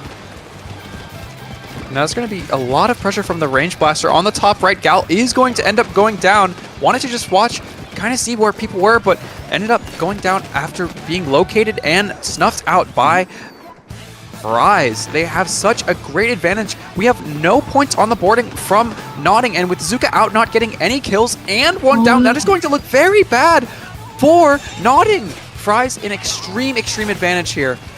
Yeah, and Zenith is on the hunt right now, getting another one with just 5 ticks left for the Fries. That's going to be 100-0 in pretty much a minute. Fries opening the set with a statement right there that they are not here to play, they are here to win. Absolutely, yeah. No, don't worry, guys. Just a warm-up game, warm-up match. Nodding will be back in it, ready next game. They have now woken up, seen this 100-0. Okay, they have seen what the Fries are cooking, and they are going to answer back on Clamblit's Barnacle Dime. I'm sure they'll be able to get a score in. I mean, they need to. They have the winner's advantage. They don't need to reset the bracket to win this one. But if the game is going to go like that, the set could go very, very fast, and Nodding needs to find some momentum to stop what the Fries are doing. Because, as you said, the fries are cooking right now. Yeah, we will see what they decide to cook on Clam Blitz, if anything, out of the blue or not. Of course, last time on this map we saw the fries not choosing to differentiate much from their standard gameplay. And it worked out great for them. Yeah, we know how strong a push the fries can get on this map mode. We'll see if Nodding is able to stop them before they do exactly that as this game is starting. Let's see how the comps are adapting. And yeah, what they do, lots to come right there. And the fries are bringing the wiper back. As long as the wiper is working, I bet Zenith is just happy with it. On the other side, Nodding are bringing the squeezer, the green squeezer that can put Splatter's color screen on. Yep, we will be seeing some screen gameplay, being able to really discourage people from taking a lot of the map. And Cody gonna go early down to the Nodding Gal, and now Gal versus Shot, and with the help from Pencil and Rain, the fries are going to take an early bit of space and advantage here. And with still many clams, they are going to... Also another pick coming out from the Pencil. Hammer is out and more going down. More going down. The fries are not letting it go. All they need is 8 clams, but they... Okay, finally they have a super clam, but they have to move back to get that super clam. They're just winning fight after fight after fight right now. And Nodding are just struggling to stay on the map. That being said, it looks like Nodding are finally able to push the fries away. And they're back into me now. Nodding are collecting some clams. Now Nodding are trying to get some momentum on the map. They have enough to make a clam, but they don't have it yet. All the fries are ready to defend, but we are looking at a big fight incoming. We have Whale and Wall coming out from Toady Gal, making them really back up all the way into the pit. Multiple people clumped up there by that snipe, and they're going to try and spread out very quickly. Zenith going in here, has Hammer online, but does not pop. And this is going to be a trade off from both teams. And it's looking like no one's really coming out on top due to Cooler. Everyone's back fast. Yeah, but there's a lot coming in right there. And Tony able to get the splat, but has to move away because of the whale and everybody shooting at them. It's going to be a fries back in pushing mode with 2 down on to Nodding. The fries are looking at another push, but they have yet to score. And I mean, they're giving ground again. Both teams just respecting each other, waiting for a better opportunity. This is going to be Nodding's chance. They have gotten all 3 frontliners down. The Gal now rushing the Pencil, calling out this way. This is where they are. Let's go. Let's go get the team in there. I have a wall, and we are going to take that first score. Yeah, and that score is still going right there. It looks like Nodding are putting 2 super clams in the basket and a few more. That is a good opening score, especially since we're halfway through the game. Nodding extending, getting to 45 to 25. What a push! That push is snowballing more and more and more. It's not stopping. Resin just moving around, trying to get a bit more. Basket is going to close on a 22. That's a huge push by Nodding, especially since he only pushed with Sin so far. Yeah, it is absolutely a winnable push with only 2 minutes remaining in this game. If they can just get picks and refuse to give up their plat, they could be in a very good spot to take this into a 1-1 game 3. But Kabi going to take down the incoming Hammer. Zenith going to be huge for Nodding. 2 players with many clams. If they die now, it may be detrimental. Giving clams up to the opposing team. We want to see some perhaps ball making quickly here. They are on the defensive, and the shot player is going to go down, but they have no clams in order to make a ball, and Fries is going to take the plat area as well as the pit.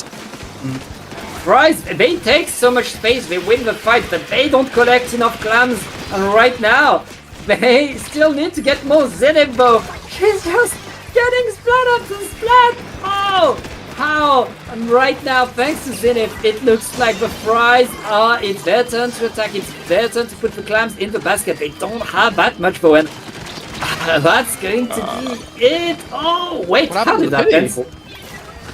The Pity dies weirdly. Yep. I think they grabbed it and then it looks like they may have fallen off the map. There was no jump in with the Pity, and now it is no longer under their basket, but they still retain advantage. They have this space, and if they get a few picks, they'll be able to very comfortably score here. Tries with the whale, going to help them get in, but the range blaster is going to go down. Yeah, and it looks like the Fries still have the control, still have so much. Oh wait, never mind. It looks like Nodding is back on top, looking to get that control over mid, and I mean, they have mid, they have the points advantage, and they have the fight going their way. Tony just winning that fight is huge. With just a few seconds left and no Pity Clam for the Fries. It's going to be game number 2 for Nodding. Very strong showing. They were able to keep defense up and able to not really get wiped out, not really go too many down, able to really secure their pit and not let the enemy Fries enter their basket. Yeah, very great game by Nodding. Really, that push that they had was a perfect push on the Fries. They were not able to go forward there. They were able to get some control over mid. They were able to win some fights, but they were not able to turn anything they had into points. Every time, the Nodding team was getting back in the game fast enough, putting themselves in the right position to deny anyone from going near the basket. And I mean, the Fries not really able to turn the momentum, the huge momentum that they had into game 1. It's stopped now. It's no longer working. And now we're going into Rainmaker, where the dynamic is going to be completely different again. Yep, very, very different from Clam Blitz. You can't quite super jump the Rainmaker across the map. Unfortunately, that not quite a game mechanic mode that we were dealing with. Thankfully. Yeah, and we are going to see it on Scorched Gorge. Since the beginning of a game, very, very classic Rainmaker map. One thing from last game that I was just really bewildered by, there seemed to have been some spectator visual glitch. Whenever Nodding was pushing, the basket was the opposing color, and I couldn't get it out of my head. I'm going to have to go back and watch that VOD to see exactly what happened, because I was so confused. It looked like Fries was scoring, but no, it was Nodding getting that first huge push. Okay, I didn't notice. And we'll see what color the Rainmaker is. I expect it to be gold. Yeah, I think the Rainmaker will be gold. Yeah, that's pretty good bet.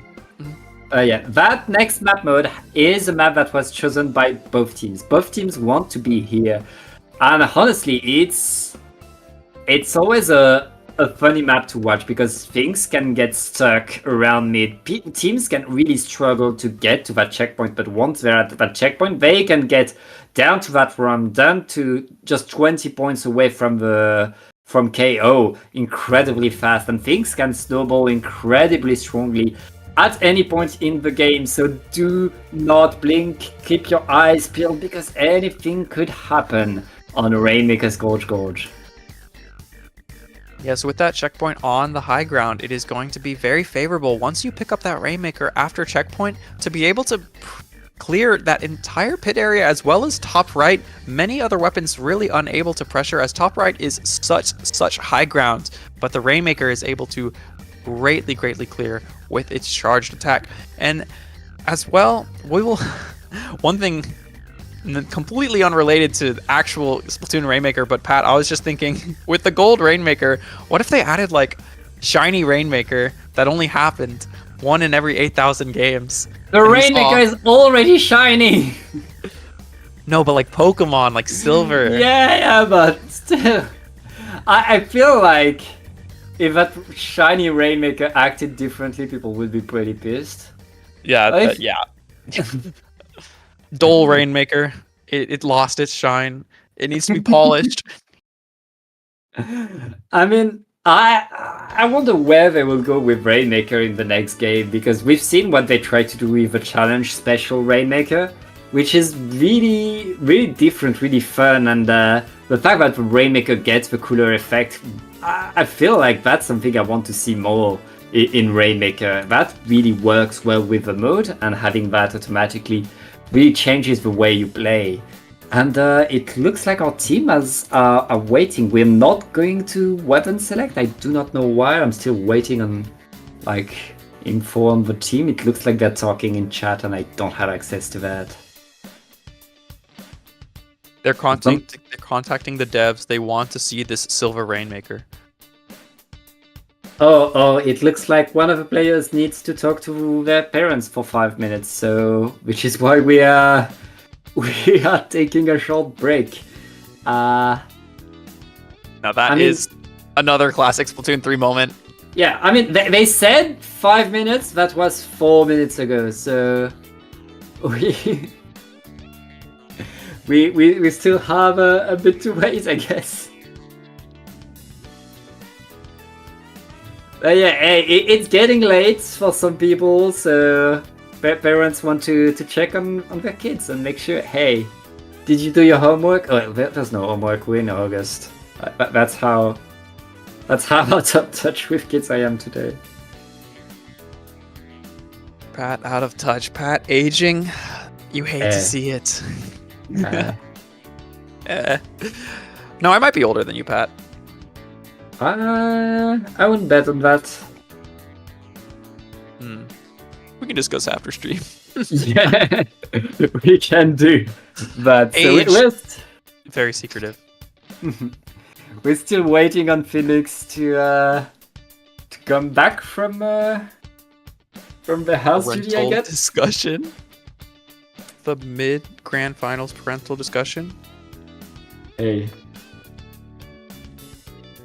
Dear parents, please yell at me after this. I'll be done in just an hour. Just give me this hour to beat this team.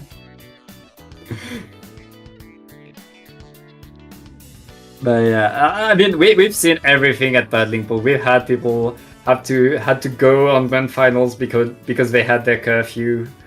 It's part of the game. At some point, you have to just pay respect to your parents before you pay respect to the game. Yep, absolutely. Let them know that you are in tournament. You will be unavailable for 2 to 3 hours, really, depending on the tournament that you play. If you are this good to make it into grand finals. Yep. Well, everybody is back. We are now in weapon select, so parents are satisfied, I guess. We can go back to the game. Parents have been placated, and that means excitement for chat coming back very, very soon. Yep. We are coming back, and yeah, as we were talking about, Rainmaker on there could go very, very fast. Could go faster than this break. But we'll see how things goes between nodding and just put my fries in the bag, bro. We'll see if, like, teams, you can get cold from that kind of break, and that can really change the momentum what teams are doing. No change in oh wait, no, Zenith is now off of the wiper and back to the splatter shot. Yep, we are seeing essentially just the squeezer switched out for range, but other than that, exact same weapons coming out from these two very, very impressive teams. We have Gal and Range using the wall on the far, far back side of the map, but quickly rotating as that wall is going to be on a timer. We are in a 3-for-3, and not Toady, the Fries Gal able to get pick on nodding. Yeah, and that Gal is not stopping looking to get more. It looks like all of mid is for the Fries right there. They're going in, and that's going to be a very fast checkpoint for them. With a pick onto the pencil, that's going to allow them to just get even more. Toady's just jumping in, trying to deny, and that's working pretty well for them. Right now, nodding, just saving the push right there and forcing the Fries away. The nodding is back into the map, and it's their turn to get the pop onto the Rainmaker. Yeah, Toady did a great ignoring the sprinkler play there to push back the pencil and force the jump out. It means that now they have ramp and they're forcing drops and getting, when 3 down, this is going to be huge for Nodding. And shooting at that pencil, going to kind of discourage the pencil from being there. But Zuka coming out is going to take 1. Yeah, but Zuka is not enough to keep the checkpoint from being broken. Both teams are now within 1 point of each other, but it looks like the Fries are back on top, pushing all of Nodding away, and with the well making sure that nobody is straggling to the side, nobody's sharking. That's going to be back to a fight onto mid. 1 point between these two teams, and now the Rainmaker is going to be going back into mid in a second. Yeah, now. Toady is just splat dashing around mid, trying to bait out. It was 2v4, trying to bait someone to just try and poke at them a little too far, but no one taking the bait, waiting for their teammates. Very smart from Fries, and the Zuka is going to come out, not quite able to take out the Rainmaker. The pencil is going to go down on the side of Nodding. Yep, and it looks like the lead is going to swap for Nodding right there, just throwing themselves ahead of a checkpoint to get the lead. But that's such a small lead, Brave. Right now, all of the Fries are ready to push forward, are ready to get in, with the Kraken just getting the splat, and all 3 down! 3 down onto Nodding. The Fries are going to get the lead back with a lot of points. They get to that run, they get to 18. 18 is huge here. Yeah, the Fries, they've got their home team color, that yellow, really giving them that buff and able to get all the way to 18. An extremely solid push from Fries, but they are trying to keep it going here. We have the Gal fighting the Squeezer. Yep. And a Rainmaker free zone could be quite treacherous for Nodding. They are not going to have much time left on this Rainmaker. Yeah, that's going to be the Rainmaker dying in just the wrong spot. That's the spot for delays, but the Rainmaker right there is... I mean, all of mid is covered by the Fries, and the Fries know that all they need to do right now is just paint around for a minute and a half if they want to win this game. Zenith getting in, getting a trade, while all of the Fries are just maintaining the splats, the trade's going. Totally trying to get in there, trying to push forward. They know that they need something big if they want to get back into this game. They only have a minute to get back. And Toady is going to go in, getting 2, but getting taken out by Cobby halfway to screen with this Squeezer. Going to go ahead and grab that cooler and is looking to charge up that screen to help out the team in order to get back into mid, as they are going to need a huge push and able to make this comeback. Right now it's not over. Teams are still fighting left and right. It looks like Tony is going to be punished, and all of the Fries are back in the fight, denying the Zuka right there by Zenith. Ooh, able to get a trade off of that as well. The Nodding are still on the push, but they need to bring the Rainmaker, and they don't have much time left. Cabby is getting in there with a Squeezer, needs to get that splat right there, is able to get it, and that's going to be an opportunity that someone needs to grab. They need to go forward. Yeah, they are waiting for this pencil cooler to be out. Now they have the cooler, but yes, the pencil does need to grab or have a Gal come back and take it. They have 3 seconds. They are deciding to use the main weapon as long as they can. Yeah, but now we're in overtime. Margaret just dancing around with the Rainmaker, trying to survive, needs to stay on top and needs to go forward now. It's going to be Nodding, pushing forward, trying to get some paint on the ground. All the Fries need to do is throw a few bombs. Oh, what a Zuka! But Zuka is fighting one and is forcing all of the Fries to move back. Margaret doesn't have much time yet, but still has 30 seconds to get in there. The Zuka is being fired and is going to be enough. That's 2-1 for the Fries. Yep, those 2 indirect shots very quickly fired in succession. Zuka is going to spell the end of the game. Mm-hmm. Yeah, the end of that game, and the Fries are now 2-1. That means they only need 1 more game to reset the bracket. Nodding though, they've shown that they're good. They were right behind them on that game, and we can expect more action coming onto Tower Control and Hagglefish Market. And as you called at the start of this set, Hagglefish Market is very much a big classic for of Splatoon. Both of these teams know this map by heart. So we can expect all the strategies to be known and all the counters to be brought to the table. Yeah, Decapitator. We'll see it. Countering right now. No, I don't think they're going to bring that out. I think it's a bit late to bring a new weapon to the table. Notting does not want to go into this reset. They have a single game. They would prefer to close out this tournament earlier rather than later. A long drawn-out battle is not what they need now at the end of this tournament with a lot of fatigue and a lot of sets behind them. Yeah, a lot incoming if the Fries want to get into grand finals with all the momentum. This is how they do it. They need to get on that tower and push forward. Nodding, they can hold strong. All they need is to win this one to cut that momentum, not let the Fries get away. But it's still match point for the Fries. Let's see what is being brought. Zenith keeping with the shot. They want to go with the stable pick, go with what is known, and still it's a double gal on the side of Nodding. Yes, this 52 gal deco pick going to take the screen off of Squeezer. We are going to see so much fighting with these 52 gals, but one is already going to go down. Decided to fight extremely far up, and the other gal also both alone very far up. Kavi just safely poking and seeing if anyone's going to approach. Does end up getting flanked by Blaster. 2 directs from Mikey and another direct. And with picks after picks, it looks like the Fries are pushing the tower to the checkpoint. That is not the start that Nodding wants, but that's the start that they get. And right now, 2 down again. Nodding and need to defend. Bazooka is going to come onto the tower, not able to keep the checkpoint from being broken though.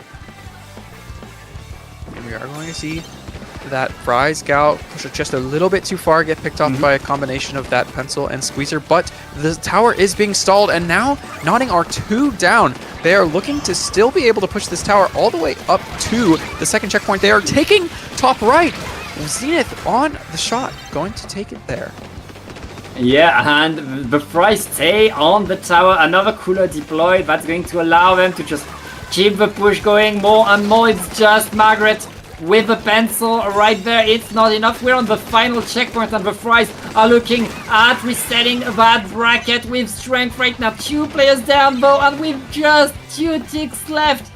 Just 2 more points is what separated them, but Nodding are staying in the game. They're able to just stay there and push the tower away for now. And with a screen pushing into enemy plat, we have no one quite pushing with screen, but we do have a flank coming out. No, I believe that was actually returning from the flank. Yeah, it's not working well for Nodding right now. All of the Fries were waiting for them. Oh, wait, I spoke a bit too soon. The Fries are on top and getting the splats. The super jumps are not punished. They didn't punish the super jumps. And all is going wrong right now for Nodding. The Fries are staying in control. They're going to get a free push from that. Yep, and they are not even touching tower yet. They want to take their sweet time, getting Cooler, making sure Cooler will be safe. And now Cooler is online from the pencil. Didn't want to, unfortunately, go a bit too far. And they are going to grab that for their whole team. The pencil pick on the pencil. We saw a pencil duel earlier with no pick, but we are going to see Margaret take out the opposing pencil there.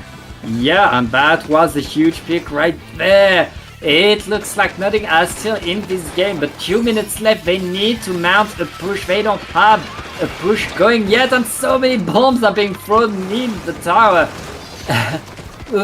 Nodding losing 2 players and losing more right there. It's a 2 versus 2, and teams are just looking at each other, waiting for an opportunity, waiting for a mistake. But the Fries know that they don't need to do a mistake. They only need to wait a little bit more. That waiting is going well for them. And look at that. Nodding a bit too eager to go in. Paying the price right there. huge wall placement on the ramp is going to allow the Gal to continue pressure, but the Pencil gets around it, able to get that pick with the help of the short-range shooters on their team. And we are having a Gal under the tent, gets one, gets Cooler, and is looking to go in for another.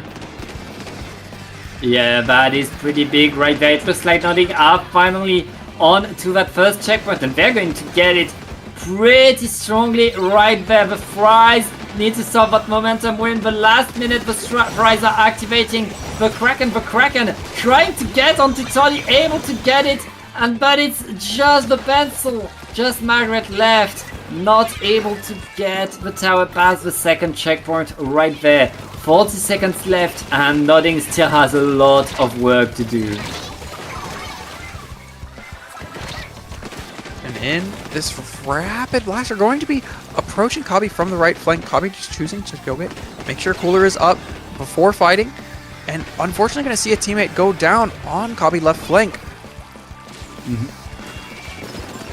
Yeah, it looks like the Fries are still holding strong, are still keeping this fight active, and with 2 down onto Nodding. This is not going well. Toddy able to get the splat, but the tower is moving in the wrong direction. We are now in overtime, but there's a Kraken. The Kraken is pushed away. This could be the opportunity. The Zuka is coming onto the tower though, and that's going to be game, set, and a bracket reset for just put my Fries in the bag, bro. And they are telling Nodding, just put my Fries in the basket. Nodding answering back with nodding. They did. They went ahead. They've given the Fries, and we will need to see how they adapt and how they decide to come out the next set, game 1. Yeah, with a 3-1, that's a pretty strong bracket reset by the Fries right there, especially with that final game, where they almost got a KO in the opening and then just played the clock, made sure that nothing could happen on the side of Nodding. Nodding really struggling to get any push right there. It's going to be pretty tough for them to get back, especially since look at what is the first map mode they will go back to in this reset. We are back to Rainmaker on Scourge Gorge. Yep, map already been played once, and we saw an extremely strong push from Fries, not quite seeing as much from Nodding. They were able to get to that checkpoint and able to hold that Rainmaker around that checkpoint, but never really truly pushing down into that pit, able to get up very, very far that game. And we'll see if anything gets changed in terms of weapon comps and in terms of opening plays, opening decisions very soon here. Yeah, it's been a strong run, it's been a dangerous one, and teams are just pressing A right now. Most players already have a check mark. We're going to get right in the game right there. They're not waiting. Oh, Brownie, why are you not pressing A? Brownie, press A. Wait a minute. Brownie!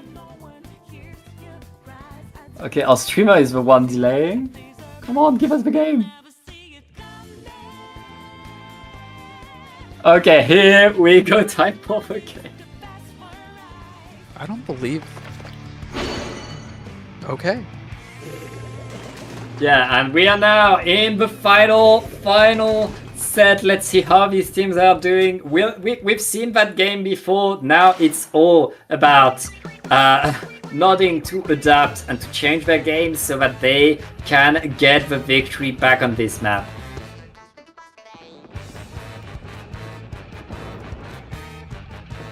Looks like Nodding is going to get the pop, have that top mid painted, but is also going to go 2 down immediately after 3 down. It looks like Gal popping off on the side of Fries. And the last is going to have to jump out. That is going to be a very quick and easy checkpoint. Going all the way back for Cooler, 2 teammates. I mean, Fries are riding their momentum right now. They are hot, and it's Nodding that salty right there. They had to conceal the checkpoint, and it's going incredibly bad. Oh, they're able to grab the Rainmaker at least to stop things. But Mikey activating the Kraken. Mikey wants to force the Rainmaker from jumping on. Ooh, that jump is going to be punished. There's a blaster behind you. Yep. That drop happened. But right now, Mikey is getting all the splats. And the Fries are again attacking and getting everything going their way. Yeah, no one really wanted to go back into spawn to punish that Kraken, and it ended up very much so costing them. A range behind, they knew the range was behind, but with such great AoE, it is going to take it. And now this push is getting them all the way to 35 before the Rainmaker goes down. Yeah, that's another great push by the Fries. The Fries has to delay a little bit. Oh wait, no, they're not waiting. It's not over. They want that pop, they want more points, and they're getting in there to 25 now. The push is not stopping. Before the wall comes up, Zenith getting that pick on the Gal is going to spell trouble for Nodding. They are 2 down, and they get that pop outside of Fries, getting all the way to 5. 5 points for just put my Fries in the bag, bro. And it looks like that game is in the bag for them. Nodding needs something big. They only have 3 minutes to get it. But they're still struggling to get out of their own spawn right there. And the fight is going strong for mid. The Rainmaker has been reset. And it looks like Nodding are finally getting the fights going their way. Are finally getting forward. Resident going to push forward against that pencil, but going to decide to back up later. Goes down, Kabi goes down, and we are now in a 2v2 situation for Fries. They do have to spend Azuka for that, but getting the jumps in is very huge here. Zenith able to get 2 people jumping in. Yep, and it's not stopping, but the Fries have 2 down right now. Have to retreat, have to respect, but Nodding is still a very good team, able to... Oh wait, no, they lost the Rainmaker. There's just Mikey behind them, getting the splats again. It's just Kabi trying to get the pop, getting one with the pop, but not able to get more than that. The Fries are back on the attacking side. I feel like when there's a trade, it's still the Fries that are pushing, Brave.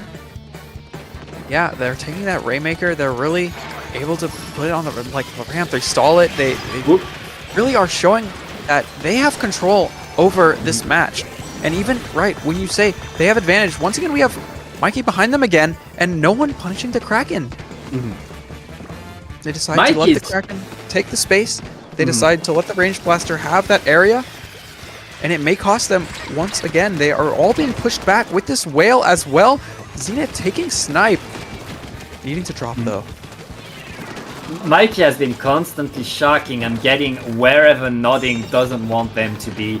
And that's the Fries in the last minute. Going to the side, going to the weird corner to delay to play the clock. They know that they have full control over this game. Nodding didn't manage to get to the checkpoint. Nodding didn't manage to get out of mid really in that whole game. And the Fries right now in a victory lap, just waiting for the game to be open, to be out. And Kabi just trying to get some ground, but they don't know that there's a blaster behind them. Yep, Blaster was indeed sharking that drop, just waiting for a good time, but not good enough, as they are not going to get a pick and are going to reveal their location. Yeah, Rainmaker still dodging the shots from the Zuka, safely in that position. They're just going to wait 10 more seconds is all they need right now. And okay, it looks like Nodding will get one final attempt. They need to pop that Rainmaker and get it, but no, Zenith is just going to get it. That game number 1 for the Fries. Yeah, great showing from Fries there, being extremely dominant and being able to, of course, stall that Rainmaker in the very strong bottom right spot. That is a drop right next to their spawn, being able to completely deny even overtime, even after losing the Rainmaker there. Securing game 1. Yeah. I feel like the Fries have been getting more and more momentum. Nodding were able to get a game off of them in the first set, but now the Fries have been getting faster and faster and more active, more dangerous, winning all the fights, outplaying them. Nodding really needs to find a way to invert that momentum, to win these fights, to get some control. And speaking of control, we are going to a game of control, of zone control, on to a ship-shaped cargo company.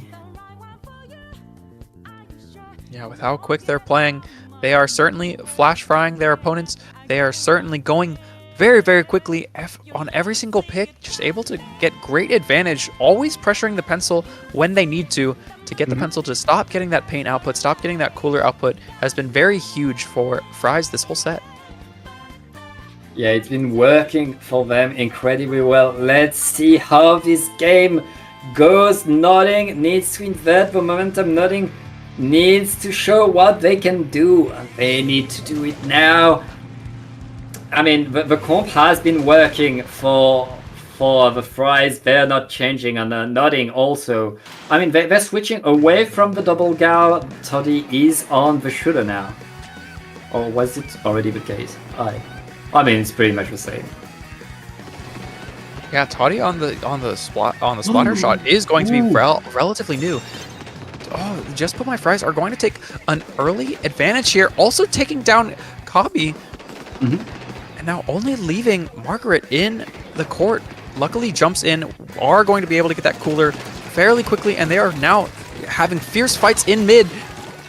We have Resin taking out the first gal, but gonna go down immediately as two are in zone. Both the range and Azuka shot Zenith. Yeah, the Zuka is not going to find much for. It looks like the Fries, despite being 2 down, they're keeping that zone because they managed to get the trades right there. And Zenith just getting in is going to be punished, but the rest of the Fries are back in control of the zone. And the clock is still ticking. 2 down. It's going to be the opportunity for the Nodding to get the zone finally, and they're able to get it, Brave. But with going 2 down, for how long will they need yet another? They have cooler stranded in court, and it's not looking like they are going to be able to have a huge advantage state like Fries was able to at the beginning of the game. Yeah, right now, I mean, the Fries are again in control, again trying to push it with the wall, and the Tactical are able to just keep the aggro going. Toddy able to get one with Azuka, looking to get another, not able to get it right now. The Fries are still in control. Oh, there was a pick onto the pencil. They're going to have their position set. Ooh, Resin able to get in, needs to paint the zone, needs to paint it now, and it looks like it's going to be another flip for the Nodding. Yeah, absolutely. Resin just opting to paint there and letting Toddy go in, punish those jumps, try to punish the pencil, not quite getting it there, but ends up Zenith coming in on the pencil, and Resin as well is looking to take back the zone. All of these picks, they have full control Fries. Yep, and right now the Fries are in control again, but they lost 2 players. They're a bit too eager to fight. They're not respecting what Nodding is doing, and Nodding is at the zone, ready to paint it, ready to apply penalty again. Nodding staying alive in that game. They still have 2 minutes to get back in there. That's plenty of time as long as they stay in control. I mean, the Fries are always coming back and repainting right away. Yeah, and that penalty, as a result, that penalty just keeps going down, and with only a pencil stuck in street from Ink going to go down, they get a chance to take this very, very key top right area. This weighing 2 friends, hopefully getting a jump up there as well. But it looks like they're just going to have Mikey here being able to kill one. Going down to pencil, though. Yep, and so much is going right there. It looks like the Fries are done with their penalty, looking to get the KO, and with nobody to paint the zone, that's going to be game number 2 of this reset going for the Fries. The Fries want to get done with it. We might watch the last game of this tournament right now. Yeah, Nodding is going to need a very, very strong adaptation here. They are going to need a lot of hard callouts in this next game if they plan to make it past game 3 even. Yeah, I feel like Notting, they were able to get to the zone, they were able to get the fight to the zone and to paint the zone and to apply a penalty. But they were not able to keep the zone. They were not able to hold their ground, to deny the Fries from just pushing. And when the Fries were together, were coordinated, their pushes were incredibly strong. But now we're going on to Barnacle Clams. I believe that was the game that was won by Nodding, so this might be a good opportunity for them to get their momentum back and get their groove back. And Barnacle Clams, they have this chance, this different mode, very non-standard. We will be seeing some very interesting game here very soon, and Notting is going to need to get that score just like they did last set, just in the reset. This was the one map mode combo, I believe, that they took off of Fries with that very strong push towards the beginning. Yeah, it's... And again, if they're able to recreate that kind of energy, that kind of push, that push was not just them getting in, getting a lot of clams in. That was them taking control, sustaining the push, staying in control for as long as they could. If they're able to recreate that, they could get a lot. But now this is Zenith going away from Wiper and playing the shot, being fully serious, and it's going to be a tough one for Nodding to get back in there. We'll see how they're able to do. All three players of Fries deciding to go into zone, and it is not going to work out for them, as one is going to go down early and provide a great opportunity for Kabi to pressure Mikey. Luckily, Mikey able to back there and take out Nodding off of the plat, that it's going to be still very neutral for both teams. Yep, and right now it looks like the Fries are getting the picks, are getting some control, but it's not done yet. There's still some dancing going around in mid right there. Both teams are still fighting for mid. It looks like the Fries are etching their way forward, but they're not completely there yet. They don't have the clams. They didn't collect any clams during that whole fight, and now they have the control. They need to get back for some clams before they can open that basket. The shot is going to dive the pencil as soon as the ball is made, able to get two and kind of halt this momentum. They are able to get that ball in, but with 3 down, this range is not going to want to score those clams, trying to get safe jumps instead. Yeah, it looks like the Fries had a lot of momentum, had a lot of advantage. They didn't manage to turn that into points because they didn't play the clams as well as they should have. And now Nodding pretty much saving what they could, making sure that they didn't get that many points applied to them, will have an opportunity to fight their way back into mid. It's not done though. There's still some fight going in. Oh, that wall is coming in so clutch with the whale. That's going to be another pick, and now there's 2 power clams and 3 down. This is a huge opportunity for the Fries. They're already at the basket. But the pencil is able to take the first pick onto, and the second pick as well, showing that the aim does still exist here, and that I can stop these pushes on my own. They are not going to get as much advantage as they may have, and it looks like they may have a... No, just jumping back with the pity. And now charging a cooler very close, but great push stop there by the pencil on the side of Nodding. They do still have control, unfortunately, with 2 balls, unfortunately for Nodding. Fries are looking to still be very strong in this game, but they go 3 down. This might be the opportunity. Mikey trying to... Oh, that's another single clam push for the Fries, but this time they are conceding the whole map in the process. This is the opportunity that Nodding has been waiting on. They need to get a lot of it, and right now it looks like it's working pretty well for them. They just need to connect the things, but it's not working. Anybody that has the Super Clam on this map is paying the price right there. Neither team really able to stay on top. And it looks like the Fries are back in control of mid. Yep, Kabi, a great defensive 2, able to make those players not push as hard. Maybe next time consider before going in, but we are going to see the pencil have cooler for Team Nodding, and one immediately going down. Unfortunately, not able to grab that cooler, going to be back slow and not with special.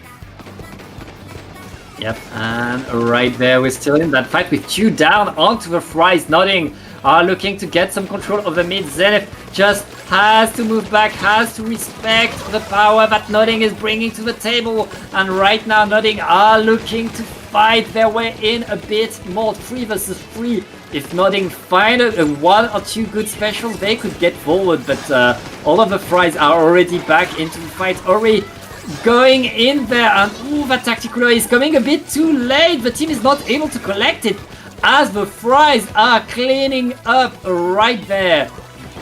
I mean, okay, With the ball in saving front the of ball. basket. Yeah, that is very, very interesting decision there. Ooh. And with a They super get- jump, they're going. Jump.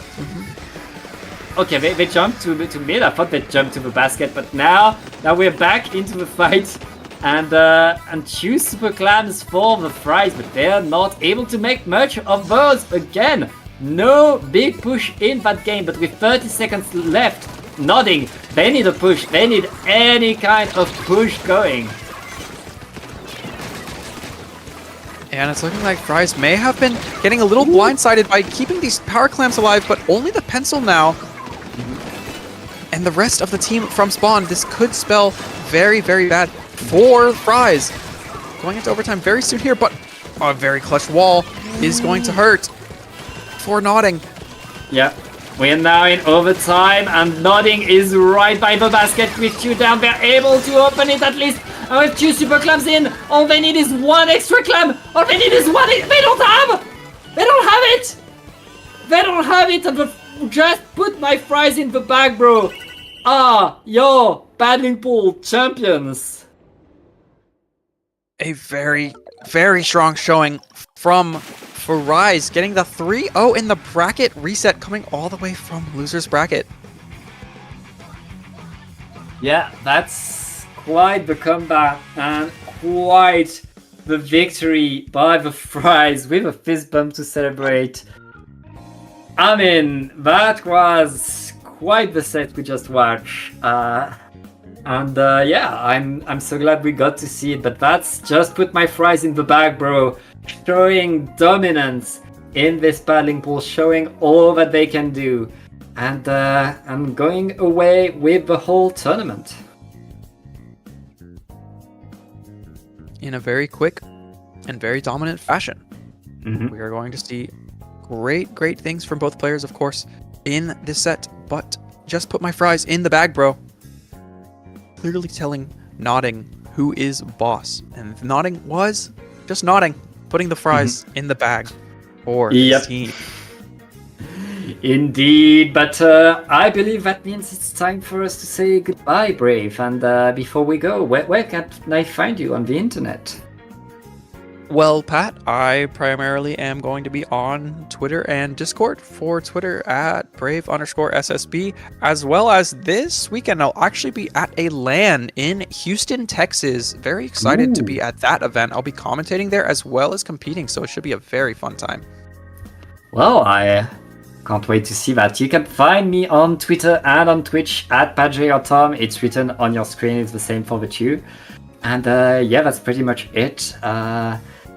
And I'd like to give a huge shout out to our observer Brownie. You can find Brownie at Brefney on Twitch and Twitter. And yeah, that's pretty much us for Paddling Pool. There will be much more Dapper production actions coming this week. We have Triton Cup this Friday, and this Saturday we have 2 tournaments coming in. We have the incredible qualifiers for 20XX as well as Quid Junction coming. So stay tuned, follow Dapper Productions socials. Thank you so much for watching. We'll see you in the next one. And oh yes, also we need to give a huge shout outs to our 2 big supporters, Quidado and Dual Marmalade, for supporting us on Ko-Fi. If you want us to keep the production active, to have awesome production and improve even more and have cool prize pools, please support us on Ko-Fi. And I believe that's it. Stay tuned for the raid, and thank you so much for watching.